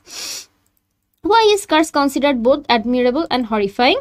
He is charismatic and talented but consumed by greed and cruelty. আমরা যত ওর কাছে আসার আগ পর্যন্ত কিন্তু ধাপে ধাপে ওর মধ্যে বিভিন্ন চমৎকার ক্যারেক্টার পাই, আর্টিস্টিক জিল, ফিলোসফিক্যাল মাইন্ড, ক্যারিসমেটিক ক্যারেক্টার, অনেক কিছু পাই। কিন্তু যখনই আমরা ওর কাছাকাছি চলে আসি তখনই দেখতে পারি ওর মধ্যে গ্রিড, আইভরির প্রতি গ্রিড, পাওয়ারের প্রতি গ্রিড ওকে একটা ব্রুডে পরিণত করে ফেলেছে। এই যে ট্রান্সফরমেশন পাওয়ারের কাছে থাকলে মানুষের হয়, এটা কিন্তু একটা সাইকোলজিক্যাল আসপেক্ট যেটা এই নভেলের অনেক বেশি দর্শনীয়। How does the jungle function symbolically in Marlowe's journey as representation of the unknown, chaos, and human moral darkness? In what way does Marlowe encounter with Kurtz change in his worldview? He becomes aware of the thin veneer of civilization and inherent human darkness. মূল কাজ দুটো perspective, একটা হচ্ছে মানব সভ্যতার negative দিক, মানুষের চরিত্রের negative দিক, আর একটা হচ্ছে ইম্পেরিয়ালিজমের নেগেটিভ দিক। What role do the African natives play in highlighting the novel's theme? They reveal the human cost of imperialism and European exploitation. নির্বিচারে মানুষগুলো মরছে, নিজের থেকে অনেক বেশি ভার বহন করছে, মারা যাচ্ছে, কেউ কোনো হিডই দিচ্ছে না। ওখানে কিন্তু মারলো গিয়ে দেখে যে আউটার স্টেশন অসুস্থ মানুষগুলো পড়ে আছে, কেউ তাকাচ্ছে না। সো তারা হচ্ছে শিকার, তারা দেখায় কি ইম্পেরিয়ালিজমের বলি মানুষগুলোর ফলেন অবস্থা। How does Conrad depict the theme of illusion versus reality, though Kurtz's idealization of others versus their actual moral corruption?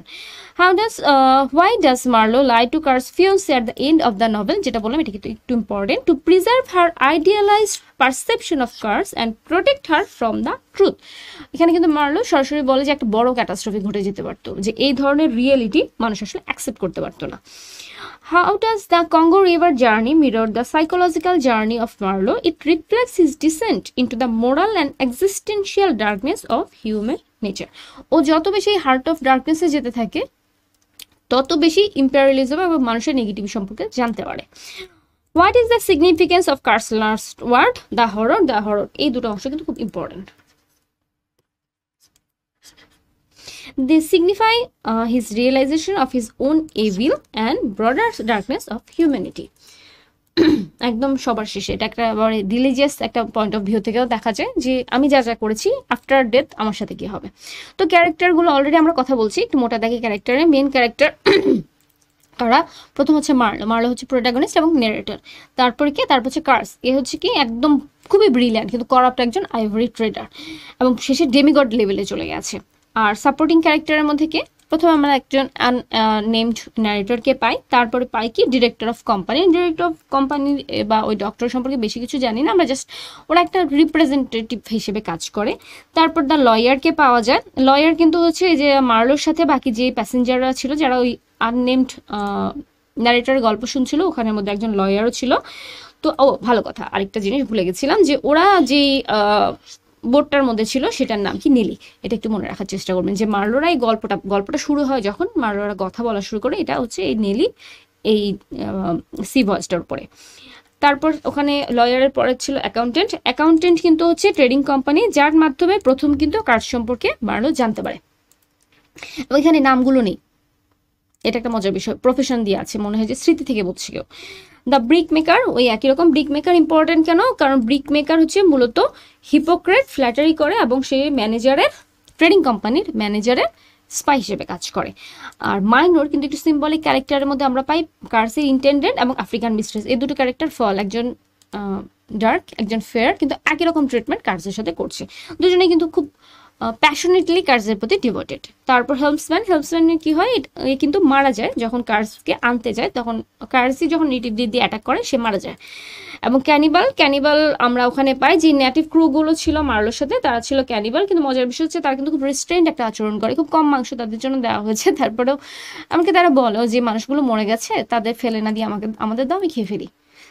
কিন্তু মজার বিষয় হচ্ছে যারা জীবিত তাদের অ্যাটাক করার কোনো চেষ্টা তারা করে না। তো এখানে দেখা যায় যে ক্যানিবাল হলো তাদের মধ্যে সিভিলিটি বরঞ্চ অন্য সিভিলাইজড মানুষের থেকে অনেক বেটার। তো কি থিমগুলো নিয়ে ইতিমধ্যে আমরা অলরেডি কথা বলে ফেলছি, আপনারা জাস্ট একবার দেখে যান, তাহলে এই ওয়ার্ডগুলো মনে থাকবে। Darkness of human nature, imperialism and colonial এক্সপ্লয়টেশনটা আসবে, ইম্পেরিয়ালিজম কলোনিয়ালিজম দুটো একই রকম আসবে।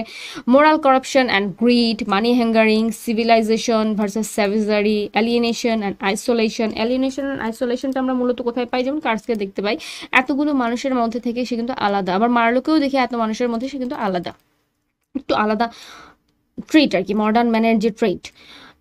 Obsession and power, the journey as a metaphor. এই কঙ্গো রিভার, পুরো রিভারটাই কিন্তু একটা জার্নি, আস্তে আস্তে ধাপে ধাপে মানুষের ভেতরে নেগেটিভিটির দিকে ভিতরে যাওয়াটা, হার্ট অফ ডার্কনেস। ইম্পেরিয়ালিজমের ভিতরের দিকে যাওয়াটা, মানুষের নেগেটিভিটির ভিতরের দিকে যাওয়াটা, এটা একটা পুরো সিম্বলিক বা ম্যাটাফরিক একটা জার্নি। আর ডেথ অ্যান্ড ডিকে, যেটা আর্টসের মাধ্যমে শেষ হয়ে যায়। তো এখানে কিছু কোটেশন একটু দেখে নিই, বাকিগুলো আপনারা পড়ে নেবেন। দ্য হরর এটা হচ্ছে ডাইং স্টেটমেন্ট, এবং এখানে একদম নিজের জীবনে ফুল সামআপটা সে করে ফেলে, মোরালিটির ফুল সামআপটা সে করে ফেলে, ইম্পেরিয়ালিজমের ফুল সামআপটা সে করে ফেলে। It's the most important quotation. We live as we dream alone. Marlowe এখানে বলে, এখানেও মূলত এই যে থিমটা নিয়ে আমরা কাজ করেছিলাম, আইসোলেশন এবং অ্যালিয়েনেশন, এটা নিয়ে কাজ করা হয়, যে প্রত্যেকটা মানুষ দিন শেষে আসলে একাই। There is a touch of death about a river. এখানে কিন্তু রিভার নিয়ে কথা বলা হচ্ছে, কারণ এই যে বললাম রিভারের জার্নিটা কিন্তু একটা ম্যাটাফরিক জার্নি, এবং এই জার্নিটার ভেতরে যত যাচ্ছে তত ব্লাডশেড বাড়ছে, তত বেশি সিভিলাইজেশনের নেগেটিভিটি আসছে, হিউম্যান নেচারের নেগেটিভিটি আসছে। There is a tremendous lot of lying in the civilized world. এটাও মার্লোর কথা। যাই হোক, আমরা আর বেশি এদিকে যাব না, কয়েকটা এমসিকিউতে চলে যাই। Who is the narrator of the main story in heart of darkness? Main story বলেছে, কারণ আমরা দুটো স্টোরি পাচ্ছি। একটা হচ্ছে রোমানদের যে ইম্পেরিয়ালিজমের শাসন, আননেমড ন্যারেটর যেটা করে, আরেকটা হচ্ছে মার্লো। তো মেইন স্টোরিটা মার্লোর মধ্যে। Kurtz is primarily admired for his eloquence and success in ivory trade. এটা কিন্তু আমরা প্রথমে দেখি যে সে খুব চমৎকার বক্তা, এবং সে খুব ভালো নেতা। কেন? সে কথা বলতে পারে, উদ্বুদ্ধ করতে পারে, এবং তার কথা শুনে বাকি যে আফ্রিকান যে লিডাররা তারা কিন্তু ইনফ্লুয়েন্সড হয়ে যেত। সো তার ইলোকুয়েন্স কিন্তু খুব চমৎকার, এবং প্রাইমারি অ্যাডমায়ার্ড, কারণ আইভরি ট্রেড কোম্পানির জন্য সে ভীষণ বড় একটা অ্যাসেট। সবাই মিলে যা আইভরি কালেক্ট করতে পারছে, সে একাই এর দ্বিগুণ করতে পারছে। সো আইভরি কালেকশনের জন্য, এবং কোম্পানিটাই যেহেতু আইভরি কালেকশনের জন্য, সেটা important. Which character is described as peppermints Mephistopheles the brick maker? এইটা ইম্পর্টেন্ট এই জন্য, কারণ ওকে কিন্তু মেফিস্টোফেলিসের সাথে তুলনা করছে। মেফিস্টোফেলিসকে, মেফিস্টোফেলিস কিন্তু মূলত হচ্ছে শয়তানের, মানে স্যাটানের একজন অনুচর। এখানে স্যাটানটাকে, স্যাটান হচ্ছে দ্য ম্যানেজার, এবং এ হচ্ছে কি ব্রিক মেকার। সো এই নামটা মনে রাখবেন, কারণ নামটা একটু মজার। সো স্ট্রাইকিং ক্যারেক্টার অংশ হিসেবে প্রশ্নটা আসলেও আসতে পারে। Marlow lies to Kurtz fiancee to protect her idealized image of Kurtz, যেটা আবার বললাম। Which theme is highlighted by Kurtz last word? The horror darkness of human nature. তো যদি ডার্কনেস অফ হিউম্যান নেচার থাকে ওটা দিবেন, যদি ডার্কনেস অফ কলোনিয়ালিজম থাকে শুধু ওটাও দিবেন, আর যদি দুটো একসাথে থাকে তাহলে ওই দুটো বাদ দিয়ে অবশ্যই ওটা দিবেন। তো এবার আসা যাক আমাদের হার্ট অফ ডার্কনেসের ছোট্ট আলোচনাটা শেষ হলো। এবার আমরা আসবো দ্বিতীয় নভেলটিতে। এটা কি? Sans and lovers. মজার বিষয় হচ্ছে এখানেও আমরা একই জিনিস পাবো, অটোবায়োগ্রাফিক্যাল অনেক এলিমেন্ট আমরা এখানে পেয়ে যাব। লরেন্সের জীবনের সাথে আমাদের যে ক্যারেক্টার পলের জীবনে অনেক বেশি মিল পাওয়া যাবে।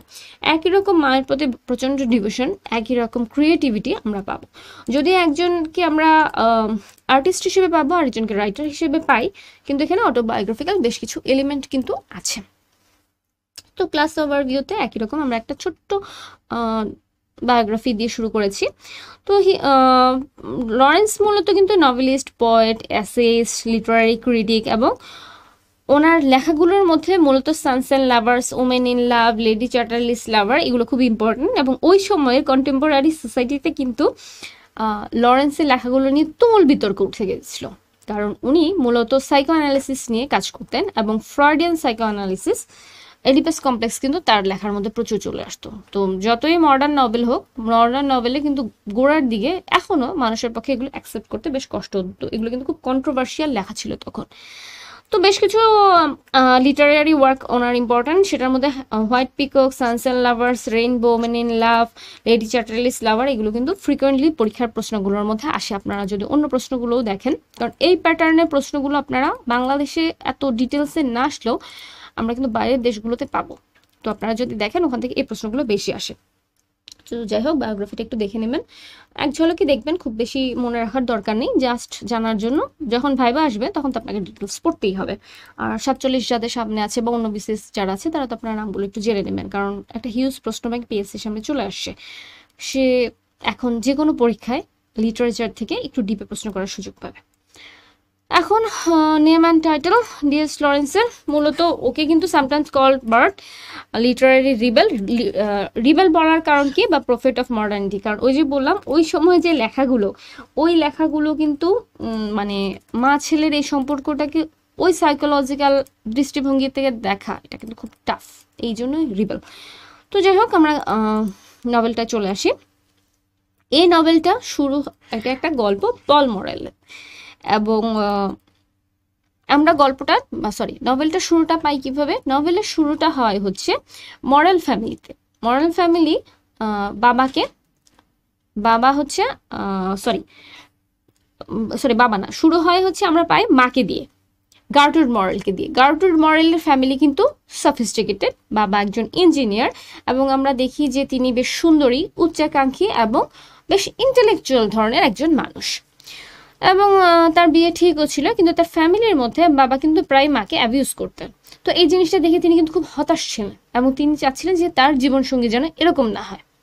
তার বিয়ে মোটামুটি ঠিকও ছিল। এমন সময় তার সাথে পরিচয় হয় কার সাথে, ওয়াল্টার মরেল। ওয়াল্টার মরেল কিন্তু আসলে গার্টুডের একদম বিপরীত ক্যারেক্টার, একেবারেই সফিস্টিকেটেড না, একেবারেই এডুকেটেড না, রাদার উনি একজন পুয়ার কোল মাইনার, এবং সে একেবারে ডে লেবারের পর্যায়ে পড়া। যে বাসাটায় সে থাকে সেটা কিন্তু তার মার ভাড়া করা বাসা থাকে, এবং তার প্রচুর ঋণ, এবং সব থেকে বাজে যে স্বভাব সেটা হচ্ছে তার ড্রিঙ্কিং হ্যাবিটটা ভয়ঙ্কর। কিন্তু তার স্ট্রাইকিং ফিচার হচ্ছে সে দেখতে খুব সুদর্শন এবং খুব চমৎকার নাচতে পারে। তো এই মানুষটার সাথে একটা নাচের মধ্যে যখন গার্টুড মরেলের পরিচয় হয়, out of passion and initial infatuation, this two people got together, they get married. বিয়ের কিছুদিন পরে, মানে এমন একটা সফিস্টিকেটেড মেয়ে হঠাৎ করে জাস্ট লুক দেখে কনফিউজড হয়ে এখানে বিয়ে করে ফেলে। বিয়ের প্রথম 6 মাস একদম হানিমুন পিরিয়ডে খুব চমৎকার সময় কাটে। আস্তে আস্তে গার্টুডের মধ্যে বিভিন্ন অসঙ্গতি চোখে পড়ে, এবং সে একসময় একটা বিল পায় যে এই যে ঘরে আমরা থাকি ফার্নিচারের বিলগুলো পে করা হয়নি, এবং সে আস্তে আস্তে জানতে পারে যে বাসাটায় তারা থাকে সেই বাসাটাও তার শাশুড়ির কাছ থেকে নেওয়া, এটাও ওয়াল্টার মরেলের নিজের না। সো সে প্রথমে ধাক্কা খেতে থাকে। এরপরে যখন দিন গড়াতে থাকে সে দেখতে পায় যে ওয়াল্টার প্রচণ্ডভাবে ড্রিঙ্কিং হ্যাবিটের সাথে অভ্যস্ত। তার বন্ধু যারা, তারা হচ্ছে মেয়েদের খুব বাজে চোখে দেখতে পছন্দ করে, এবং মেয়েদের শাসন করাটা, হাত তোলাটা এটা কিছু মনে করে না। এই ধরনের সার্কেলটাকে সে দেখতে পারে, এবং আস্তে আস্তে সে কিন্তু হতাশ হয়ে যেতে থাকে। এবং তার যে সারাউন্ডিংটা থাকে, এই যে কোল মাইনার শ্রমিকদের যে সারাউন্ডিং, সেখানে তার সাথে মেশার মতো কোনো মানুষ ছিল না। ফলাফলস্বরূপ সে একটু অ্যালুফ থাকতে থাকে, এবং এই জিনিসটা তার খুব সমালোচনা হতে থাকে। এর মধ্যে হাজব্যান্ডের ইল ট্রিটমেন্ট শুরু হয়ে যায়। সে রেগে গেলেই কিন্তু, মদ খেয়ে এসে রেগে গেলে, কোনো কথা বলে রাগ হলে সে গার্টুডকে বের করে দিয়ে দরজা বন্ধ করে দিত। তো এই জিনিসগুলো গার্টুডের সাথে প্রচুর হয়। ফলাফলস্বরূপ হাজব্যান্ডের সাথে তার একটা ইন্টেলেকচুয়াল দূরত্ব হয়ে যায়, এবং নিজের এই অসুখী জীবনযাপনের ফলে একজন মহিলা কোথাও না কোথাও তো আশ্রয় খুঁজবেন। এখন ওনার আশ্রয়টা হয়ে যায় তার সন্তানরা। প্রথমেই কিন্তু আমরা দেখি প্রথম সন্তান কিন্তু তার পল না, উইলিয়াম। তো প্রথম সন্তান যখন আসে, উনি ওনার জীবনের যত আক্ষেপ, যত স্বপ্ন, যত ভালোবাসা সবকিছু তার উপর ছেড়ে দেয়, এবং দেখা যায় যে ছেলেটাও কিন্তু মার সব এক্সপেকটেশনে একেবারে বলা যায় বাবার রিপ্রেজেন্টেটিভ হিসেবে দাঁড়িয়ে যায়। সে একদম ক্লাসে ভালো, সে খুব অল্প বয়সে চাকরিতে ঢুকে যায়, সবাই তাকে পছন্দ করে, এবং গার্টুড তার যত স্বপ্ন দেখতে থাকে সে কিন্তু ওখানে দিতে থাকে। পল তার দ্বিতীয় সন্তান, দ্বিতীয় ছেলে, এর মধ্যে তার একটা মেয়েও আছে। তো পল মূলত অতটা ইম্পর্টেন্স প্রথম দিকে পায় না, পায় তার বড় ভাইয়ের মৃত্যুর পরে। এবং দেখা যায় যে প্রথম সন্তানের মৃত্যুতে প্রচণ্ড আঘাতপ্রাপ্ত হয়ে নিজের যত আবেগ সব তিনি একেবারে পলের উপর ঢেলে দেন। ফলাফলস্বরূপ, এবং এই দুজনের মানে এই দুই ভাইয়ের কিন্তু বাবার সাথে সম্পর্কটা, যেহেতু ছোটবেলা থেকে মাকে খুব এক্সপ্লয়েট হতে দেখেছে, এবং দুজনের মধ্যে একটা আর্টিস্টিক ইন্টেলেকচুয়াল মন ছিল যেটা বাবার সাথে যায় না। বাবার আচরণ কিন্তু একটু ক্রুড। সো বাবা না থাকলেই তারা খুশি হতো, বাবা ঘরে না থাকলে তারা খুশি হতো, বাবাকে না দেখতে পারলে তারা খুশি হতো, বাবার সাথে তারা কমিউনিকেট করতে চাইতো না। এবং দেখা যেত যে গার্টুর যত বেশি ছেলেদের প্রতি ডিভোটেড হতো, ওয়াল্টার মরেল কিন্তু তত বেশি জেলাস হয়ে যেত এবং সে বিভিন্নভাবে অসুস্থ হতো, অসুস্থ হওয়ার ভান করতো। তো গার্টুর খুব ভালো মতোই বুঝতে পারতো কোনটা ভান, এবং সে যখন রিয়েলি অসুস্থ হতো গার্টুর কিন্তু সেবা করে তাকে নিয়ে আসতো। কিন্তু দুজন হাজবেন্ড ওয়াইফের মধ্যে রিয়েল কানেকশনটা আর খুঁজে পাওয়া যায় না। শুধুমাত্র তৃতীয় যে ছেলে, তার সাথে যে আসলে মার সাথে অতটা অ্যাটাচ না, তার সাথে বাবার কিছুটা সম্পর্ক তৈরি হয় আর্থারের সাথে।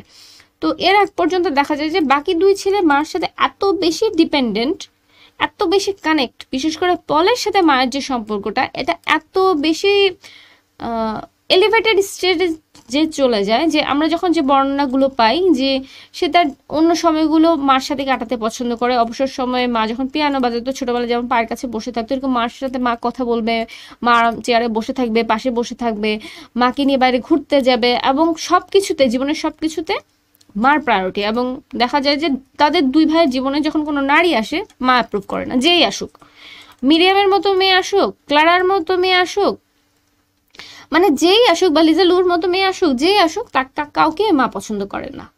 তো এই সম্পর্কগুলো আসলে একটু অন্যরকম সাইকো অ্যানালিসিসের দাবিদার, যে এই সম্পর্কটা এত বেশি ডিপেন্ডেন্ট কেন, যেটা আসলে মূলত অডিপাস কমপ্লেক্সের একটা ব্যাপার। অডিপাস কমপ্লেক্সে কি হয়, বাবাকে রিপ্রেজেন্টেটিভ মানে রিপ্লেস করার একটা ব্যাপার থাকে সাইকোলজিক্যালি, এবং সেই সাথে দেখা যায় যে মার পাশে অন্য কাউকে পছন্দ হয় না, আবার মাও ছেলের প্রতি একই রকম ডিপেন্ডেন্ট থাকে। তো এই সাইকো অ্যানালিসিসটা কিন্তু আমরা এখানে একটু পাবো। তো যাই হোক, গার্ট্রুড হচ্ছে যথারীতি এখানে বিয়ে করে। বিয়ে করার পরে আস্তে আস্তে সে যখন ডিসস্যাটিসফাইড হয়ে যায়, সে তার সব আগ্রহ সবকিছু তার ছেলেদের মধ্যে, পরবর্তীতে বেঁচে থাকা ছেলে পলের মধ্যে চলে যায়। এবং শেষটা হয় কিভাবে? শেষটা হয় কিন্তু গার্ট্রুডের মৃত্যুর মাধ্যমে। গার্ট্রুড শেষে ক্যান্সারে আক্রান্ত হন। ক্যান্সারে আক্রান্ত হওয়ার পরে এত অসহ্য যন্ত্রণা তার হয় যে এটা দেখার পরে পল এবং পলের বোন আসলে সহ্য করতে পারে না। তো তারা ডেলিবারেটলি মরফিমের, যেটা ব্যথা নাশক, সেই মরফিমের ওভারডোজ দিয়ে মার এই ব্যথাটা কমানোর চেষ্টা করে। কিন্তু মা, যেটা পল আগেই অলরেডি প্রমিস করেছিল মার মধ্যে, যে আমার আমার জীবনে কোনো মেয়ে আসবে না যার জন্য তোমার সাথে আমার বিচ্ছেদ হতে পারে মা। এটা আসলে নর্মাল মা ছেলের সম্পর্ক না, একটু বেশি বেশি ডিপ। তো এই ফলাফল স্বরূপ দেখা যায় যে এই যে মার সাথে চিন্তাটা, মার এই ডিসঅ্যাপ্রুভাল, এই জিনিসটা পলকে পরবর্তী জীবনে কোনো নারীর সাথে স্বাভাবিক সম্পর্কই তৈরি করতে দেয় না। এই জন্য দেখা যায় যে একই সাথে এটা sons and lovers, they are working as lovers, though they are son, they are working as lovers. তো যাই হোক, as Paul matures, he struggles between his mother's positive love and his desire for independence. তো এই ভালোবাসাটা অনেকটা মানে পলের যে ভালোবাসাটা হয়, সে কিন্তু মাঝে মাঝে মাকে এত তীব্র ভালোবাসার পরেও বিভিন্ন নারীদের সাথে সম্পর্ক করার চেষ্টা করে। সে কিন্তু ক্লারার সাথে যে তার সম্পর্কটা, সেটা ছিল একটু সেন্সুয়াস, ফিজিক্যাল নিডের সম্পর্ক। কিন্তু মিরিয়ামের সাথে যে সম্পর্কটা, মিরিয়াম আবার একদম অন্য রকমের মেয়ে, সে আবার খুব স্পিরিচুয়াল। তো দেখা যায় যে দু জায়গা থেকে পল ধাক্কা খেতে থাকে, কারোর সাথে সে ডিপলি যেতেই পারে না, কারণ তার মেন্টালিটি একটা বাধা, তার মনে হয় যে কোথাও না কোথাও কেউ না কেউ বাধা দিচ্ছে। তো যত সে ম্যাচিওর হতে থাকে, তার একদিকে মার ভালোবাসা তার দরকার, অন্যদিকে আবার মার ভালোবাসা থেকে ইন্ডিপেন্ডেন্সও তার দরকার, যেহেতু সে একটা ম্যাচিওর ছেলে। তো এই একটা সাইকো অ্যানালিসিস, একটা সাইকোলজিক্যাল প্রচন্ড টার্মোয়েল কিন্তু মূলত নভেলটার মূল থিম। তো এখানে আমাদের যে ইম্পর্টেন্ট অংশগুলো আসবে সেটা হচ্ছে পলের ক্যারেক্টারের সাইকো অ্যানালিসিস, মা ছেলের সম্পর্ক, ছোট ছোট ক্যারেক্টারগুলো কি সিম্বলাইজ করে, জায়গাগুলোর নাম, এটা। He develops relation with two women, Miriam Leivers and Clara Dawes. এই ক্লারা ডয়েস এবং মিরিয়াম দুজনের ক্যারেক্টারটা একটু মনে রাখবেন। ক্লারা কিন্তু মূলত সুন্দরী কিন্তু আকর্ষণীয় নারী, ওর সাথে যে সম্পর্কটা সেটা খুব শ্যালো ধরনের সম্পর্ক। এমনকি ক্লারা ডয়েসের হাজব্যান্ডের সাথে পরবর্তীতে প্রথম দিকে মার খেয়ে পরে কিন্তু পলের একটা ভালো সম্পর্ক হয়ে যায় শেষের দিকে। তো এটা বোঝা যে ওদের ভালো, ওই সম্পর্কটা অত বেশি ডিপ ছিল না, এটা জাস্ট একটা টাইম ছিল, জাস্ট সেন্সুয়াল একটা টাইম। আর অন্যদিকে মিরিয়াম কিন্তু প্রচণ্ডভাবে ওকে ভালোবাসতো, কিন্তু মিরিয়াম আবার এই ধরনের কোনো সম্পর্ক করতে, ফিজিক্যাল সম্পর্ক করতে অনাগ্রহী ছিল। ও স্পিরিচুয়ালিটিতে বেশি ইম্পর্টেন্স ছিল। যেমন এখানে কিন্তু এই ধরনের একটা সিন আছে যেখানে পল অভিযোগ করে যে মনে হয় যে তুমি আমার ভেতর থেকে সত্তাটাকে টেনে নিয়েছো, তুমি এত বেশি অ্যাংলাফিং, যে অনেকটা মিরিয়াম আসলে অনেকটা ওর মার মতোই ভীষণভাবে আঁকড়ে ধরে ভালোবাসে। মজার বিষয় হচ্ছে মিরিয়ামের প্রতি কিন্তু মার অ্যাপ্রোচ একই রকম নেগেটিভ। তো যাই হোক, এই দুটো ক্যারেক্টারকে, একজনকে আমরা পাই স্পিরিচুয়াল ইন্টেলেকচুয়াল, আরেকজনকে আমরা পাই প্যাশনেট অ্যান্ড সেন্সুয়াল। কিন্তু মজার বিষয় হচ্ছে দুজনের কারোর সাথে পলার সম্পর্ক তৈরি করতে পারে না। ওই যে মার প্রতি তীব্র ভালোবাসা, মাকে জানানো যে কোনো নারী এসে তোমার জায়গাটা রিপ্লেস করতে পারবে না, তো এই আচরণটা আসলে একজন সানের হওয়ার কথা না, এটা একটা লাভারের মতো আচরণ। That's why it's sons and lovers. তো যাই হোক, after Gertrude's death, Paul felt lost and conflicted, but ultimately resolved to continue living and finding his own path. তো শেষটা হয় একটা আশা দিয়ে যে জীবন তো বাঁচতে হবে, চলতে হবে, কিন্তু আসলে খুব বেশি আশা আসে না, কারণ আমরা দেখি বারবার সে সম্পর্ক তৈরি করতে গিয়ে ধাক্কা খাচ্ছে। মার মৃত্যুর পরে এই যে নিজের জীবনটাকে ফেরত পাওয়ার জার্নিটা, এটাই আসলে নভেলটা শেষ কথা হয়ে যায়। তো কি লিটারেরি এলিমেন্টস কি এখানে? জনরাগুলোতে আসি, সাইকোলজিক্যাল নভেল, পুরোটাই কিন্তু কাহিনীর থেকে সাইকো অ্যানালিসিসটা বেশি। মা ছেলের সম্পর্ক সাইকো অ্যানালিসিস, পলের নিজের ইন্টার টার্মোয়েল, পলের অন্য দুজন নারীর সাথে সম্পর্ক, পলের যে ভাই তার সম্পর্ক, এবং গার্ট্রুড এবং ওয়াল্টারের মধ্যে সম্পর্কর যে একটা টানপোড়েন, এই মানে মূলত নভেলটা হচ্ছে সাইকোলজিক্যাল লিটারারি থিওরি, সাইকো অ্যানালিসিসের উপরে মূলত কাজ করা আছে। আর এটা বিলিংস রোমান কেন? যেটা আমরা গ্রেট এক্সপেকটেশনে দেখেছি, আমরা কিন্তু ধাপে ধাপে এখানে পলের ওই ম্যাচুরিটি লেভেল সাইকো অ্যানালিসিসটা এটা দেখতে পারি, এই জন্য এটা হচ্ছে বিল্ডিংস রোমান। এবং সেমি অটোবায়োগ্রাফিক্যাল বা মডার্নিস্ট ফিকশন এই জন্য যে এখানে বেশ কিছু অংশ আমরা লরেন্সের ব্যক্তিগত জীবন থেকে পাই, যেটা একই রকম তার মার সাথে ওই একই রকম সম্পর্ক ছিল, ভাইয়ের মৃত্যু এবং সেই একই রকম আর্টিস্টিক জীবনের স্ট্রাগল সবকিছু আমরা এখানে পাই। এই জন্য এটা একটু অটোবায়োগ্রাফিক্যাল বা সেমি অটোবায়োগ্রাফিক্যাল নভেল এবং মডার্নিস্ট ফিকশন। ন্যারেটিভ স্টাইল কি? রিয়েলিস্টিক। খুব নভেলটা পড়লে কিন্তু মনে হয় যে কেউ একজন কথা বলছে, এবং খুব রিয়েলিস্টিক, কোনো এলিভেটেড বর্ণনা নেই, খুব বেশি হাইপারবোলিক বর্ণনা নেই। এবং psychological narrative, symbolic and descriptive language. এখানে প্রত্যেকটা জিনিস একটা একটা করে সিম্বল ম্যাটার করে। যেমন দেখা যেত যে যখন ওয়াল্টার মরেল গার্ট্রুডকে বের করে দিত, সে তখন হচ্ছে বাগানের ফুলগুলোকে দেখে নিজের লাইফকে এনকম্পাস করার চেষ্টা করতো, নেচার এক ধরনের কাজ করতো। আবার একটা বড় মানে ছোট একটা ঘটনা হাজব্যান্ড ওয়াইফের মধ্যে বড় ধরনের একটা ড্রিফট তৈরি করে, সেটা ছিল হচ্ছে নিজের ম্যাসকুলিনিটি বা পাওয়ারটাকে বোঝানোর জন্য। এবং বড় ছেলে উইলিয়ামের প্রতি মার এত ভালোবাসা বা ওয়াইফের এত ভালোবাসা দেখে অনেকটা জেলাসি থেকে কিন্তু ওয়াল্টার তার ছেলের মাথায় সোনালি কোকড়া চুল, যেটা তার ওয়াইফের প্রচণ্ড ভালো পছন্দের ছিল, সেটাকে কেটে দেয় একদিন। এবং এখানে কিন্তু আমরা দেখি যে একদম হিস্ট্রিয়াগস্তের মতো গার্ট্রুড কিন্তু চিৎকার করতে থাকে। এবং এখানে কিন্তু দুজনের মধ্যে এই অ্যাকশনটা কিন্তু সিম্বলিক, যে এখানে কি বলবো, আহত মেল প্রোয়েস এবং সেই সাথে মানে আহত পুরুষত্ব এবং সেই সাথে একটু ডমিনেন্স নেওয়ার চেষ্টা, এবং মানে বলা যায় যে আঘাতের প্রত্যাঘাতে গার্ট্রুডের আরেকটু শীতল হয়ে যাওয়া, এই সবগুলো কিন্তু একটু সিম্বলিক আচরণ করে। তো যাই হোক, নেচারের সাথে ইমোশনের সাথে রিলেশনশিপের সাথে সিম্বলিক অনেক এলিমেন্ট এখানে আছে। সেটিং হচ্ছে নটিংহ্যামশায়ার, ইংল্যান্ডে।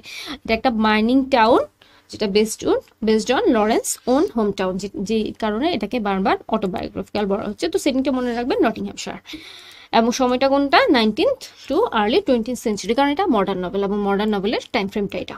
আপনারা মডার্ন নভেলের টাইম ফ্রেমটা জানেন, ওটার সাথে অটোমেটিক মিলাতে পারবেন। প্রোটাগনিস্টকে Paul Morel, antagonist Walter Morel, Gertrude Morel. Walter Morel কারণ সেটা বুঝতেই পারছেন, কারণ ওয়াল্টার মরেলে এই ট্রিটমেন্টই ক্যাটাস্ট্রফিগুলোর কারণ। কিন্তু গার্ট্রুড মরেল কারণ গার্ট্রুড মরেলের এই এনকম্পাসিং ভালোবাসা, এই ভয়ঙ্কর লেভেলের কি বলবো ছেলেদের প্রতি ভালোবাসা, এটাই কিন্তু বাকি দুই ছেলেকে জীবনে কোনো নারীর সাথে সফল সম্পর্ক তৈরি করতে বাধা দিয়েছে। এবং মৃত্যুর পরেও কিন্তু পলের মধ্যে আমরা দেখি যে মার যে এই ভয়ঙ্কর ইফেক্টটা রয়ে যায়, এই জন্য গার্ট্রুড মূলত অ্যান্টাগনিস্ট হিসেবে কাজ করে। বরঞ্চ বলা যেতে পারে ওয়াল্টারের থেকে গার্ট্রুডের অ্যান্টাগনিস্টিক নেচারটাই নভেলটাই বেশি আসবে। ক্লাইম্যাক্স কি? ক্লাইম্যাক্স হয় গার্ট্রুডের মৃত্যুর পরে, কারণ মৃত্যুটাতেই আসলে মানে মরফিমের যাকে তীব্র ভালোবাসি মা, সেই মাকে মরফিমে ওভারডোজ দিয়ে মেরে ফেলা এবং তারপর যে মেন্টাল টর্মেন্ট, পার্গেশন, এটাই হচ্ছে নভেলের মূল climax. Point of view, third person omniscient narrator ওখান থেকে, এবং সেই সাথে সে বিভিন্ন সাইকোলজিক্যাল ইনসাইট দেওয়ার চেষ্টা করে ক্যারেক্টারগুলো নিয়ে। সেন্ট্রাল কনফ্লিক্ট কি? Paul's inner struggle between his devotion to his mother and his desire for romantic and personal independence. একদিকে হচ্ছে মানে সন্তান যখন বড় হয় মার সাথে যেটা লাগে, টিনেজ বাচ্চাদের সাথে যেটা বেশি হয় আর কি, যে মার ভালোবাসা আর মার ভালোবাসার সাথে বাইরের পৃথিবীর ডাক, দুটোর মধ্যে যে একটা সংঘর্ষ, সেটাই হচ্ছে আরেকটু বড় লেভেল এখানে দেখানো হয়েছে। তো এখান থেকে কি ধরনের প্রশ্ন আসতে পারে? The mining background in Sans and lovers primarily symbolises the suffocating effects of industrial life of human spirit. এই যে মাইনিংয়ের এনভায়রনমেন্টটা, যেটা গার্টুট আসলে সহ্য করতে পারে না, সেটা কিন্তু এই যে ইন্ডাস্ট্রিয়াল লাইফের মানুষের একটা সাফকোটিং অবস্থা দেখায়। এবং এটার সোলেস সে কীভাবে দেখে, যখন গার্টুট হচ্ছে বাইরে গিয়ে নিজের ঘরে বাগানগুলোর দিকে দেখতো। এবং এই বাগান নিয়ে কিন্তু অনেক কথা নভেলগুলোর মধ্যে আছে, কারণ বাগানটা এখানে শুধু এই বাগানটা না, গার্ট্রুড মরেলের বাগান না, মিরিয়ামের সময়ও বাগান, বুশ, ফুল এগুলো আমরা দেখি যে নেচার এখানে খুব বড় একটা ফল হিসেবে কাজ করে। মানে ইন্ডাস্ট্রিয়াল লাইফের মানুষের মধ্যে সম্পর্কগুলোর কাঠিন্য, অন্যদিকে নেচারের মধ্যে সলিস, এই দুটো কিন্তু কাজ করে। The relationship between Gertrude Morrell and her husband Walter symbolizes the destructive clash between intellectual aspiration and raw physicality. Gertrude যেখানে পুরোপুরি ইন্টেলেকচুয়াল অ্যাসপিরেশনের উপরে কাজ করে, সেখানে আমরা দেখি ওয়াল্টার মরেলে আসলে ফিজিক্যালিটির বাইরে তেমন কিছু নেই। এই জন্য দেখা যায় যে গার্ট্রুড যখন ক্লার্জির সাথে, একজন ক্লার্জিম্যানের সাথে ইন্টেলেকচুয়াল আলোচনা যায়, সে কিন্তু এটা সহ্য করতে পারে না। সে খুব ভালো মতোই জানতো যে তার ওয়াইফের চরিত্র দোষ নেই, কিন্তু তার সমস্যাটা কোথায়? ওই লেভেলে, ওয়াইফের সাথে ওই লেভেলে আলোচনা সে যেতে পারে না। এই জন্য আবার ছেলেদের সাথেও এই সম্পর্কটা তার জেলাসি তৈরি হতো, কারণ সে ওই লেভেলটা যেতে পারে না। সো এটা একটা বলা যায় যে বডি এবং মাইন্ডের একটা সংঘর্ষ। Miriam's love for Paul is portrayed as a spiritual, almost religious devotion, যে কারণে আসলে পল মিরিয়ামকে নিতে পারে না, কারণ পল কিন্তু আর্টিস্টিক এবং সেই সাথে ওর মধ্যে স্পিরিচুয়াল এবং ফিজিক্যাল দুটো দিক একসাথে কাজ করে। ও ফিজিক্যাল একটা কমফোর্ট চায় বা সেন্সুয়াস একটা কমফোর্ট চায়, যেটার জন্য ক্লারার সাথে পরবর্তীতে সম্পর্ক হয়। কিন্তু মিরিয়াম পুরোপুরি স্পিরিচুয়ালি ডিভোটেড।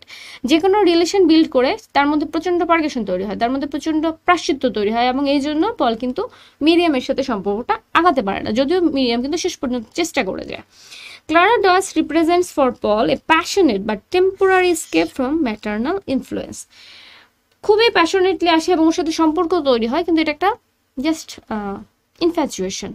ও কিন্তু বক্সটার ডয়েস ওর সাথে, মানে ক্লারা ডয়েসের হাজব্যান্ডের সাথে মারামারিও করে, কিন্তু পরবর্তীতে ওদের মধ্যে সম্পর্ক ভালো হয়ে যায়। এমনকি পল নিজেই বলে দুজনের মধ্যে রিকনসিলিয়েশন করে দিতে, কারণ সে বুঝতে পারে যে এই সম্পর্কটা, ক্লারার সাথে ওর সম্পর্কটা আসলে ডিপ না, এটা জাস্ট দুজনেরই অ্যানিমালিস্টিক প্লেজারের উপরে dependent. In the ending, where Paul chooses to go forward after his mother's death symbolizes his attempt to embrace independence and self-discovery. এবং এটা দিয়ে নভেলটা শেষ হয়েছে। তো ধাপে ধাপে প্লট সামারিটা একটু পড়ি। Sons and Lovers is a semi-autobiographical novel that explores the emotional struggle of a young man trapped between love for his mother and his romantic relationships. প্রথমেই পলকে নিয়ে পুরো গল্পটা। আগে আমরা মায়ের জীবনটা পাবো, মায়ের জীবনে এই ছেলের উপর এত ডিপেন্ডেন্সি কেন, এর আগে কার উপর ছিল, এবং পরবর্তীতে কেন পলের উপর এত বেশি ডিপেন্ডেন্সি, এই কারণটা আমরা পাবো। তো নভেলটা প্রথমেই শুরু হয় হচ্ছে পলের একটা এই সংঘর্ষের কারণটা দিয়ে। Set in a working-class mining town in England in the late 19th century, the novel follows Paul Morrell, the sensitive and artistic son of Gertrude Morrell and Walter Morrell. এবং এইটা হচ্ছে মাইনিং টাউনের মধ্যে, কিন্তু মাইনিং টাউনের মধ্যে পল মরেল এ হচ্ছে Gertrude মরেল এবং ওয়াল্টার মরেলের ফ্যামিলি থেকে খুবই আর্টিস্টিক একজন মানুষ। যদি শুধু ওয়াল্টার মরেলের ফ্যামিলি থেকে হতো, এই ধরনের ছেলে আসলে তৈরি হওয়ার কথা ছিল না, কিন্তু গার্ট্রুড যেহেতু এখানে এসেছে, তাই দুজনের মধ্যে এই ইন্টেলেকচুয়ালিটিটা পল এবং উইলিয়ামের মধ্যে চলে আসে। Gertrude is a refined intelligent woman who becomes deeply unhappy in her marriage to Walter, a rough and often drunken coal miner. যেটা গার্ট্রুডের প্রচণ্ড অপছন্দ ছিল, কারণ এই ড্রিঙ্কিং হ্যাবিটের জন্য ওয়াল্টার কিন্তু প্রায়ই ফ্যামিলিতে টাকা দিত না। তো আর্থিক একটা অনটন লেগেই থাকতো, বারবার বলার পরও সে তো কাজ করতোই না, বরঞ্চ এটা নিয়ে বোঝাতে গেলে সে গার্ট্রুডের সাথে আরও বেশি মিসবিহেভ করতো, এবং দেখা যেত প্রায় ড্রিঙ্ক করতো এবং মাঝে মাঝে ইনজুর্ড হতো, ইনজুর্ড হয়ে আবার সে এখানে চলে আসতো। কিছুদিন ভালো সম্পর্ক থাকতো, একটু সে নিজেকে শুধরে যাওয়ার চেষ্টা করতো, তারপর আবার একই রকম হতো। আরেকটা কারণে তার মদ খাওয়ার অভ্যাস আরও বেড়ে গিয়েছিল, কারণ সে স্ত্রীর কাছ থেকে যথেষ্ট পাত্তা পাচ্ছিল না। এখন একজন র ফিজিক্যালিটির মানুষ তো ইন্টেলেকচুয়াল একটা সোলের সাথে বেশিক্ষণ থাকতেও পারবে না, কারণ ইন্টেলেকচুয়াল যিনি, তিনি এই ধরনের কথাবার্তা বা এই ধরনের অ্যাক্টিভিটিতে ভালোই লাগবে না তার। সো একটা মিসম্যাচ আসলে এই পুরো ট্র্যাজিক নভেলটার কারণ। একটা match marriage. Disillusioned with her husband, she turns her emotional focus towards her children, particularly her sons. Her eldest, William, becomes the center of her life, but he dies young after moving to London, devastating her. এবং গার্টুর যখন এই বিয়ের reality এবং যখন সে বুঝতে পারে যে আসলে ওয়াল্টারকে চেঞ্জ করা সম্ভব না, নিজের জীবনে একমাত্র সোলেজ স্বপ্ন সবকিছু সে তার সন্তানদের মধ্যে ঢেলে দেয়। তার জীবনের সবটা চলে আসে কার উপরে? উইলিয়ামের উপরে। পলের সাথে কিন্তু মার সম্পর্কটা গভীর হলেও প্রথম দিকে এতটা গভীর ছিল না, প্রথমটা ছিল আসলে উইলিয়ামের উপরে। এবং আমরা দেখি উইলিয়াম একেবারে ছোটবেলা থেকে একেবারে মামাস বয় যাকে বলে। গার্টুর যখন প্রেগনেন্টও তখনও কিন্তু মার সাথে যাওয়ার জন্য, উইলিয়াম মেলায় যাওয়ার জন্য খুব আগ্রহী হয়। এবং সে যখন কিছু কিনবে তখনও সে চিন্তা করে এমন কি নিয়ে যাওয়া যায় যেটা নিলে মা খুশি হবে। সে এমন একটা পটই নেয় যেটা মার কাজে লাগবে, বাচ্চাদের খেলনা না, বরং সে একটা পট নেয় যে ওখানে মা একটা কিছু রাখতে পারবে। সো এই যে মা আর ছেলের সম্পর্ক এবং ধাপে ধাপে এই যে বড় হয়, এবং যত বড় হতে থাকে উইলিয়াম, মার গর্ব তত বাড়তে থাকে। এবং আমরা দেখি যে ছেলের প্রত্যেকটা আচরণে মার এক ধরনের বলা যায় মেডেল পাওয়ার মতো অবস্থা। এবং যত উইলিয়াম বড় হতে থাকে, যতটা মার প্রতি ডিভোটেড হতে থাকে, ততই বাবার থেকে দূরে থাকতে থাকে। এবং এরা পছন্দই করে যে বাবা দূরে চলে যাক, বাবা ঘরে না থাক। এই যে মার সাথে বাবাকে দেখতে না পারা অডিপাস কমপ্লেক্সের একটা অন্যতম ট্রেট, বা ফ্রয়েডিয়ান সাইকোলজির অন্যতম একটা ট্রেট। ঝামেলাটা লাগে কোথায়? ঝামেলাটা লাগে যখন 14 বছর বয়সেই কিন্তু উইলিয়ামকে চাকরি নিয়ে নিতে হয়। একটু বড় হয়ে যাওয়ার পরে সে আস্তে জব নিয়ে লন্ডনে চলে যায়। প্রথম দিকে খুব ভালোই চলতে থাকে। ঝামেলাটা লাগে যখন তার একটা রিলেশনশিপ বিল্ড হয়। এই নারী লিজা লু, সে কিন্তু এমন একটা আচরণ করে যে সে মরাল ফ্যামিলি থেকে একটু সুপিরিয়র। যখন সে একবার বেড়াতে আসে এবং যথারীতি মা নিজের এই প্রেশাস ছেলের পাশে কাউকে পছন্দ করতে পারে না, মেয়েটাকে সে প্রথমেই রিজেক্ট করে দেয়, মেন্টালি রিজেক্ট করে দেয়। এবং বাকি পল এবং অ্যানি কিন্তু এরা খুব ইজিলি, বা আর্থার খুব ইজিলি অ্যাকসেপ্ট করে। কিন্তু ওর আচরণ ছিল, উইলিয়ামের বিলাভেটের আচরণ ছিল যে ওরা অনেকটা সার্ভেন্ট টাইপ, এবং উইলিয়াম কিন্তু এটাতে খুব বিরক্ত হয় এবং সে কিন্তু এটাকে কাউন্টার অ্যাটাক করে যে তুমি এ ধরনের আচরণ আমার ফ্যামিলির সাথে করতে পারো না। কিন্তু উইলিয়ামের স্যালারির একটা বড় অংশ ওর পেছনে চলে যেতে থাকে, যে জন্য মা অভিযোগ করে। এখান থেকে কিন্তু আমরা দেখি পল কিছুটা বিরক্ত হয় যে মার এই নেচারটা কেন, মা কেন ওটাকে অ্যাকসেপ্ট করতে পারছে না, আমাদের লাভ রিলেশনগুলোকে মা কেন অ্যাকসেপ্ট করতে পারছে না। কিন্তু পরবর্তীতে যেটা হয়, উইলিয়াম মৃত্যুবরণ করে। ওর একটা স্কিন ডিজিজ এবং সেই সাথে নিউমোনিয়া, দুটোই একসাথে অ্যাকিউটলি ওকে মানে অ্যাটাক করে এবং ফলপ্রসূ মৃত্যুবরণ করে। তো এখানে আরেকটা কারণ ছিল, সে প্রচুর কাজ করতে হচ্ছিল, তাকে প্রেমিকার গিফটের জন্য একটা খরচ নিতে হচ্ছিল, তার ঘরটা একটু ড্যাম্প ছিল, সবকিছু মিলে। এবং এই জিনিসটা নিজের আশা ভরসার জায়গাটা হারিয়ে গার্টুর কিন্তু প্রচন্ড অসুস্থ হয়ে যায় এবং সে এমন একটা মর্নফুল পজিশনে চলে যায় যে ওকে নিয়ে বাকিরা ভয় পেয়ে যায়। তো ওকে এই অবস্থা থেকে বের করে নিয়ে আসে কে? অনেকটা বলে বিষে বিষক্ষয়। পল তখন নিজেও কিন্তু নিউমোনিয়ায় আক্রান্ত হয়ে যায় এবং সে যখন মাকে এসে জানায় যে মা আমার ভালো লাগছে না, গার্টুর যখন বুঝতে পারে যে সে হয়তো পলকে যথেষ্ট মনোযোগ দেয়নি বা যত্নটা করেনি, এবং সে কিন্তু এই ভেতরে ভেতরে এই রিগ্রেট শুরু হয়ে যায় যে আমি আমার এক ছেলের মৃত্যুতে আরেক ছেলেকে যথেষ্ট মনোযোগ দিইনি। এবং সে পরবর্তীতে 3 মাস পল বিছানায় থাকে এবং মা কিন্তু সেবা করে ছেলেকে ফেরত নিয়ে আসে। এবং এই যে হারিয়ে পাওয়া ধন আবার ফেরত পাওয়া, এই জন্য দেখা যায় যে মা ছেলের মধ্যে প্রচন্ড স্ট্রং একটা রিলেশন বিল্ড হয়ে যায়। এবং এখন উইলিয়ামের থেকে শিফট করে এবং পলের যতটুকু ভালোবাসা প্রাপ্য ছিল সব কিছু একত্র করে কিন্তু মা পলের মধ্যে ঠেলে দেয়। ফলাফলস্বরূপ পল হয়ে ওঠে মার একেবারে নয়নের মণি। এবং দুই মা ছেলের সম্পর্কটা এত বেশি স্ট্রং হয়ে যায় যে এর মাঝখানে অন্য কাউকে আসলে অ্যাকসেপ্ট করতে পারে না। পল যেহেতু পলের বড় ভাই মারা গেছে এবং সে যখন অলরেডি চাকরি করতে বাড়ি চলে গিয়েছিল এবং ওর বড় বোন হচ্ছে স্কুল টিচার হওয়ার জন্য চেষ্টা করছিল এবং হয়েছিল, তখন হচ্ছে পলকে বাবার স্যালারি কালেক্ট করতে যেতে হতো, সেটাও তার খুব বিরক্ত লাগতো, মানে বাবার ব্যাপারেই তাদের বিরক্ত লাগতো। তো দেখা যেত যে পল যখন স্যালারি পাচ্ছে মাকে দিচ্ছে, সারাদিনে কি কাজ হচ্ছে মাকে বলছে, এই সব কিছুই মানে মার সাথে তার রিলেশনটা খুব অন্য লেভেলে দেখায় যে এত বেশি ডিপেন্ডেন্স। এবং তাদের যে ফিজিক্যাল যে অ্যাপিয়ারেন্স, দুজনের একসাথে হাঁটতে যাওয়া, মনে হয় যে দুজন তরুণ প্রেমিক প্রেমিকা হাঁটতে যাচ্ছে, বিকালে হাঁটতে যাওয়া। কিন্তু সমস্যাটা বাধায় কি, বয়সের ধর্ম অনুযায়ী অসুস্থতার এই সময়ে পল কিন্তু তার বন্ধু মিরিয়ামের যে বড় ভাই, ওই ওদের যে বাড়িটা সেখানে বেশ কয়েকবার ঘুরতে যায় এবং মিরিয়ামের সাথে তার সম্পর্ক তৈরি হয়ে যায়। এবং মিরিয়ামকে কিন্তু যথারীতি গার্টুর মোটেই পছন্দ করেন না, কারণ তার ছেলে অন্য কোনো মেয়ে কে অ্যাকসেপ্ট করছে বা ইম্পর্টেন্স কমাচ্ছে, সেটা কিন্তু অ্যাকসেপ্ট করতে পারে না। এবং আমরা দেখি যে এক জায়গার মধ্যে দুজনের মধ্যে একটা ইমোশনাল মেল ডাউন হয়ে যায়, যেখানে পল কিন্তু মার কাছে প্রমিস করে যে আমার জীবনে আর কোনো নারী আসবে না যার জন্য তোমার সাথে আমার বিচ্ছেদ হতে পারে। তো এই ধরনের কথা কোনো মা ছেলের সম্পর্ক হতে পারে না, এটা লাভার্সের সম্পর্ক হতে পারে। That's why it's recurrently I am reminding you that it's Sons and lovers.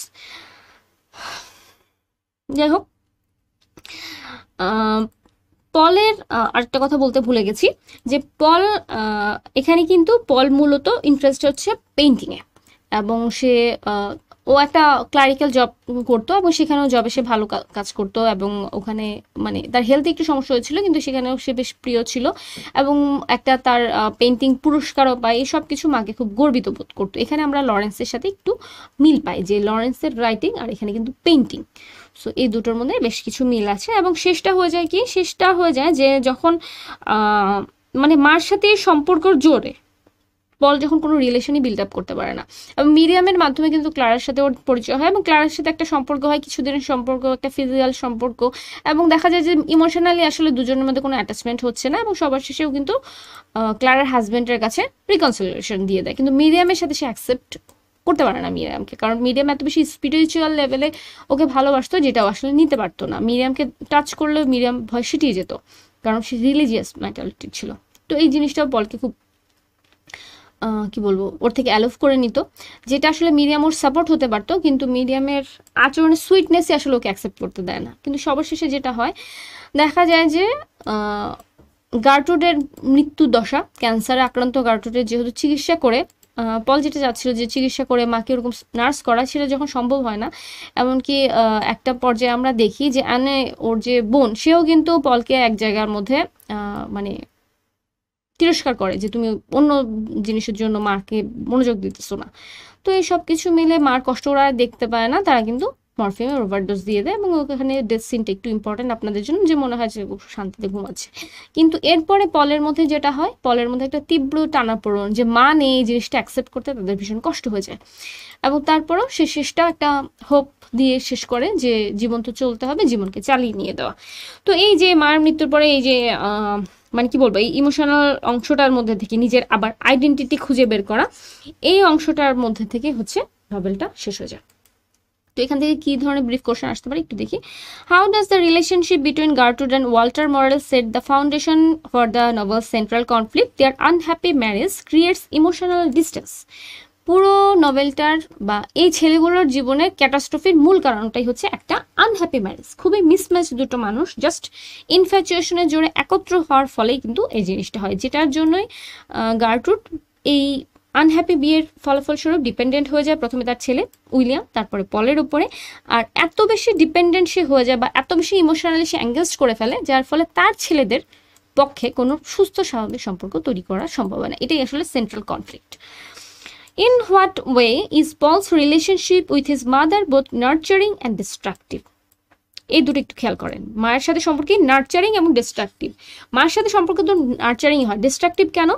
কারণ গার্ট্রুড একদিকে যেমন পলকে আর্টিস্টিক গ্রোথ, কনফিডেন্স এইসবের প্রতি বা ইমোশনাল একটা জায়গা তাকে দিয়ে দেয়, যে আমরা দেখি দুটো ছেলেরই জীবনের ক্যারিয়ারের সফলতার পিছনে গার্ট্রুড অবদান রেখেছে, কিন্তু যখন ওরা পার্সোনাল লাইফে আসে এই সম্পর্কটা হয়ে যায় ডিস্ট্রাকটিভ, কারণ ও কোনো হেলদি রোমান্টিক রিলেশনশিপ বা ইন্ডিপেন্ডেন্স করতে দেয় না। এটা হাতে পায়ে বেড়ি বাঁধা না, আসলে ব্যাপারটা অনেকটা এরকম, এই ছেলেগুলো বড় হয় কিন্তু মার গ্রিপ থেকে চলে যেতে পারে না। এমনকি আমরা দেখি যে উইলিয়াম কিন্তু একটা পর্যায়ে যখন দ্বিতীয় ভিজিটে আসে, সরাসরি সে তার প্রেমিকার সঙ্গে, ফিয়ন্সের সঙ্গে বাজে বিহেভ করে, একদম পাবলিকলি মিসইউজ করে, যেটা আবার গার্ট্রুড পছন্দ করে না। কিন্তু এই জিনিসটা কেন হয়েছে?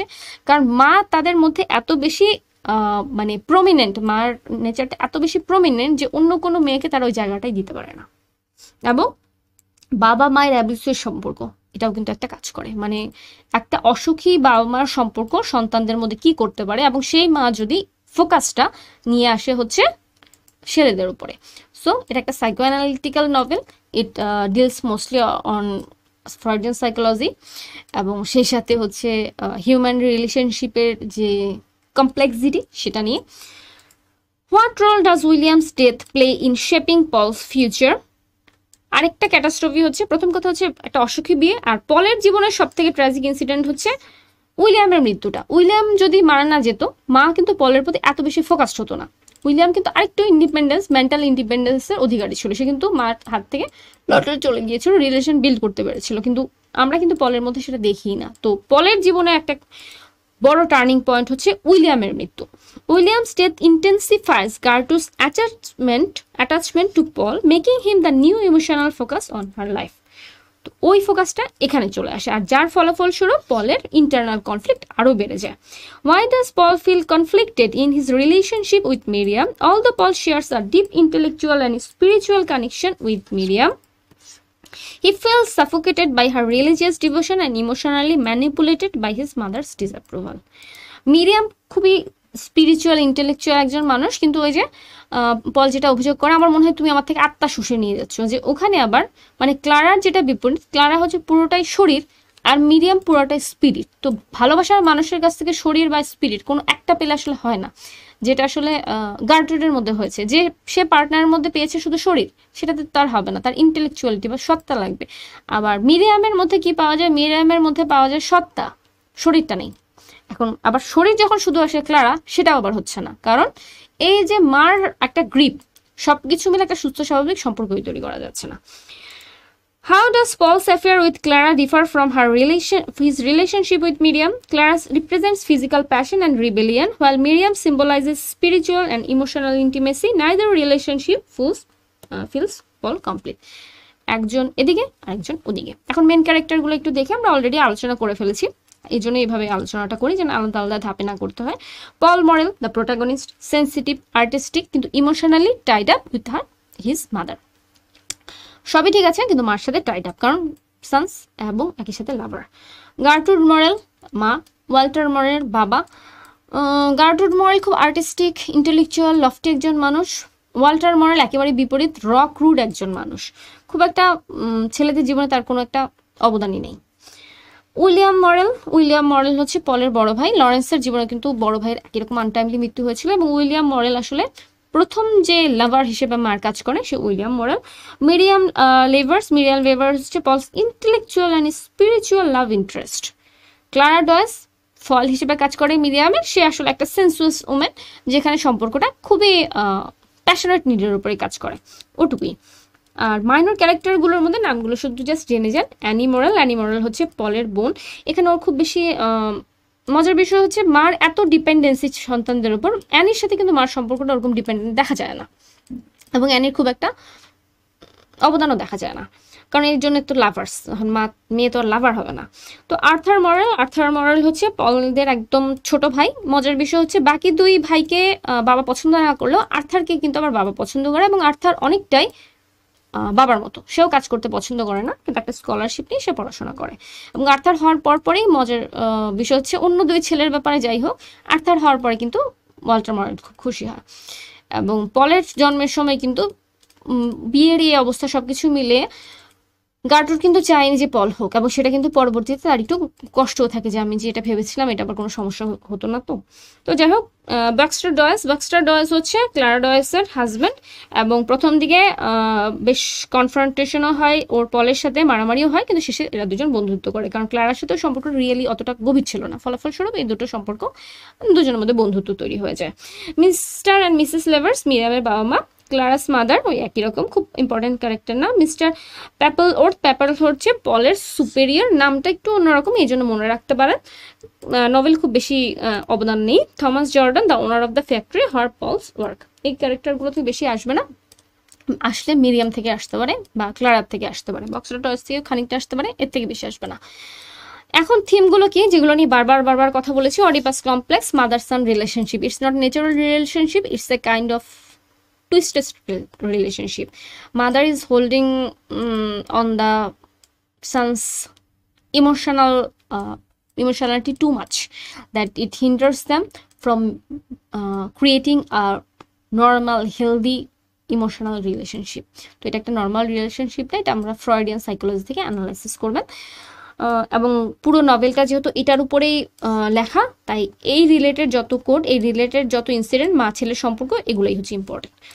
ক্লাস অ্যান্ড সোশ্যাল স্ট্রাগল, এখানে কিন্তু আমরা দেখি যে গার্ট্রুডের একটা ক্লাস ওয়াল্টার মরেলের একটা ক্লাস, এবং এই দুই ক্লাসের মধ্যে মাইনিং সোসাইটি এবং ওই দুই সোসাইটির মধ্যে পার্থক্য, লিজা লুর অ্যাটিটিউড সব কিছু মিলে ক্লাসের মধ্যে এবং সোশ্যাল একটা স্ট্রাগল আমরা দেখি।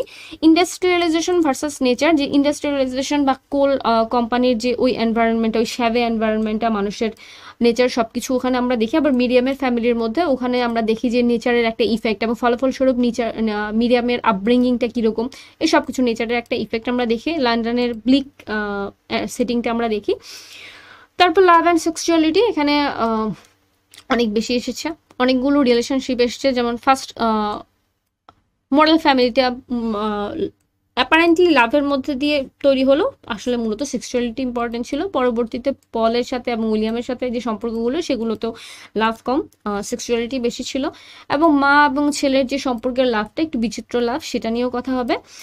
এখানে কিন্তু মা ছেলের সম্পর্কটা একেবারে পারভার্টেড না, এটা মাথায় রাখতে হবে। এটা কিন্তু পারভার্টেড না, এটা একটু টুইস্টেড, মানে ডিপেন্ডেন্সিটা একটু অন্যরকম, কিন্তু পারভার্টেড না।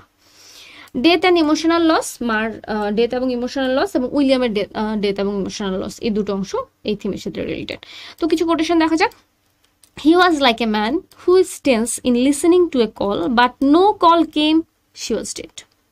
Oedipus complex. Paul was afraid his mother was the strongest power in his life. মার মৃত্যুর পরে এই যে ভয়ঙ্কর যে ভয়েড তৈরি হয়ে যাওয়া ভেতরে, যে মার কষ্ট সহ্য করতে পারেনি, এবং মাকে কিন্তু সে এক জায়গায় অভিযোগও করে মা অসুস্থ হওয়ার পর, যে তুমি আমাকে এমনভাবে বেঁধে রেখেছো, আমি কোনো রিলেশনই তৈরি করতে পারছি না। কিন্তু মার মৃত্যুর পর সে আরো বেশি শূন্য হয়ে যেত। এই রিলেটেডগুলো। Class and social struggle. She had married below her. The class difference between herself and her husband never failed to rankle. এই যে পুরো ঝামেলাটা শুরু, যে দুটো সোশ্যাল ক্লাসের দুটো ভিন্ন পার্সপেক্টিভের মানুষের বিয়ে। He felt he was outside of it all, then he belonged to another class. এবং ওয়াল্টারের এই যে কি বলবো অ্যালিয়েনেশন, একত্র হতে না পারা। যদি বাবার সাথে ছেলেদের সম্পর্ক ভালো হতো, তাহলে হয়তো মার সাথে সম্পর্কটা এরকম টুইস্টেড হতো না। তো এখানে আরেকটা রিলেশনশিপ বিল্ড আপের যে গ্যাপ, সেটা। ইন্ডাস্ট্রিয়ালাইজেশন ভার্সেস নেচারের একটা। The pits are like black flowers on the landscape. Lawrence চমৎকারভাবে কিন্তু বর্ণনা দিয়েছে, যে মনে হচ্ছে যে কালো কালো ফুল। He loved the country too much to be content in town. He never wanted him physically, never, and he knew it. এটা আসলে মিরিয়ামকে নিয়ে বলা, যে ও পুরোপুরি স্পিরিচুয়াল, এবং যেই জন্য যেখানে আসলে মিরিয়ামের কাছ থেকে ও ধাক্কা খায়। He wanted some outlet for his own feeling, he wanted someone to give it. এটাও পলের কথা। আচ্ছা যাই হোক, আর এটা শুধু একটা পড়ি। Death was not the end, it was only way of passing. শেষে সেটা বলছে। The death of William had torn the family apart, যেটা আসলে পলের এই ট্র্যাজেডিটাকে ইন্টেন্সিফাই করে ফেলে। তো এবার কিছু এমসিকিউ দেখা যাক। What does Paul Morrell's struggle with romantic relationship primarily reflect? His emotional dependence on his mother. মার প্রতি এত বেশি, মাকে তো সবটা মন দিয়ে দিয়েছে দুই ভাই, অন্য কাউকে দেবেটাকে। Which character best represent this spiritual and intellectual side of love in Paul's life? Miriam Levers. Spiritual যখনই আসবে পলের জীবনে, তখনই চলে আসবে হচ্ছে মিরিয়াম, আর যখনই চলে আসবে সেন্সুয়াস, তখনই চলে আসবে ক্ল্যারা, আর যখন আসবে motherly love, lack of independence, তখন চলে আসবে গার্টুড। একটু আলাদা আলাদা করে মনে রাখবো।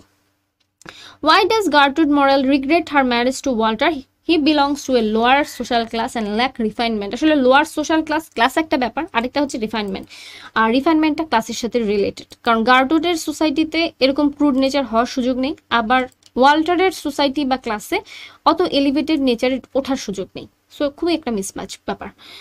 How does the novel portray industrialization through setting a destructive and oppressive to human and natural life? একটা জিনিস খেয়াল করুন, গার্টুড যে ফ্যামিলি থেকে এসেছে এবং ওয়াল্টারের মধ্যে পার্থক্য, সেটা কিন্তু ওর কোল কোম্পানির সাথেও মিলে, যে ওয়াল্টারও অনেকটা কোলের মতো শক্ত, ক্রুড, এবং ভেতরে কোল ভাঙলে যেটা হয়, ভেতরে আলাদা কোনো কোর নেই। এভাবে কিন্তু আমরা মিলাতে পারি। কিন্তু গার্টুড কিন্তু নেচারকে রিপ্রেজেন্ট করছে, একটা সুইট সফটনেস, একটু বেশি symbolic. What theme is most evident in Paul's final decision at the end of the novel? Journey toward personal identity and isolation. সে নিজের পার্সোনাল আইডেন্টিটি খুঁজছে, কিন্তু আইসোলেটেড পুরোপুরি হয়ে গেছে, কারণ মার মৃত্যুর পরে আসলে টোটালি রিয়েল কোনো কানেকশন তার নেই। ফ্যামিলির অন্য কারোর সাথে কিন্তু উইলিয়াম বা পলের ওরকম কানেকশন দেখি না, আবার দুজন নারীর কারোর সাথে সে ওরকম সম্পর্কও তৈরি করতে পারেনি। মিরিয়াম যদিও কিন্তু শেষেও ওর সাথে সম্পর্ক তৈরি করতে যাচ্ছে, কিন্তু এই যে মার একটা ডিসঅ্যাপ্রুভাল, সেটাও কিন্তু এখানে কাজ করে। আবার মিরিয়ামের টু স্পিরিচুয়ালিটি, সেটাকেও সে অ্যাকসেপ্ট করতে পারে না। সো নতুন করে জীবনকে খুঁজে পাওয়া এই স্ট্রাগলের মাধ্যমে কিন্তু এটা শেষ হয়ে গেছে। তাহলে আমরা যদি সাম আপ করি, এই দুটো নভেলে কি দেখবেন, হার্ট অফ ডার্কনেসে ইম্পেরিয়ালিজমের উপর লেখা, হিউম্যান নেচারের ডার্কনেস নিয়ে লেখা, এবং সেই সাথে ইউরোপিয়ান সোসাইটি বা হিউম্যান সোসাইটির টুইস্টেড লাইস এবং হিপোক্রেসি নিয়ে লেখা, মানি হ্যাঙ্গারিং নিয়ে লেখা, এবং ওখানে নেচার একটা প্রমিনেন্ট অংশ কাজ করছে, কঙ্গোর ডার্কনেস, ডার্ক কন্টিনেন্টটা কাজ করছে, এবং দুটো সেটিংয়ের পার্থক্যটা কাজ করছে, এবং মার্লোর মধ্যে কিছু অটোবায়োগ্রাফিক্যাল অংশ চলে এসছে। সো এই সবগুলো হচ্ছে আপনি হার্ট অফ ডার্কনেসে দেখবেন। আর অন্যদিকে সানস অ্যান্ড লাভার্স একই রকম, যেহেতু অটোবায়োগ্রাফিক্যাল অংশ আছে, অটোবায়োগ্রাফিক্যাল অংশগুলোর মধ্যে এটা সাইকো অ্যানালিসিস বা সাইকোলজিক্যাল যে লিটারারি থিওরির উপর লেখা, তাহলে সাইকোলজিক্যাল যে অ্যাসপেক্টগুলো, অ্যাডিপাস কমপ্লেক্সটা কোথায় আছে, কিভাবে বিল্ড আপ হয়েছে, কারণটা কি, এই রিলেশনশিপগুলোর কারণটা কি, একটা ব্যর্থ ম্যারেজ কেন হলো, এই সোশ্যাল ক্লাসের ডিফাইনটা কেন হলো, বিয়েটা কেন হলো, বিয়ের পরপরই আউটলেটগুলো কি, উইলিয়ামের সাথে মার সম্পর্ক, পলের সাথে মার সম্পর্ক, পলের পরবর্তীতে ব্যর্থ সম্পর্কগুলো কারণ কি, এবং শেষে মার মৃত্যু, এই ছোট ছোট অংশগুলো আপনারা খেয়াল করবেন। তো এই ছিল আজকে আমাদের মডার্ন নভেল দুটো, আশা করি মোটামুটি ক্লিয়ার করতে পেরেছি। যাই হোক, আমরা পরবর্তী লাস্ট যে লেকচার আমরা মডার্ন ড্রামা সেটা নিয়ে কাজ করব। Happy reading.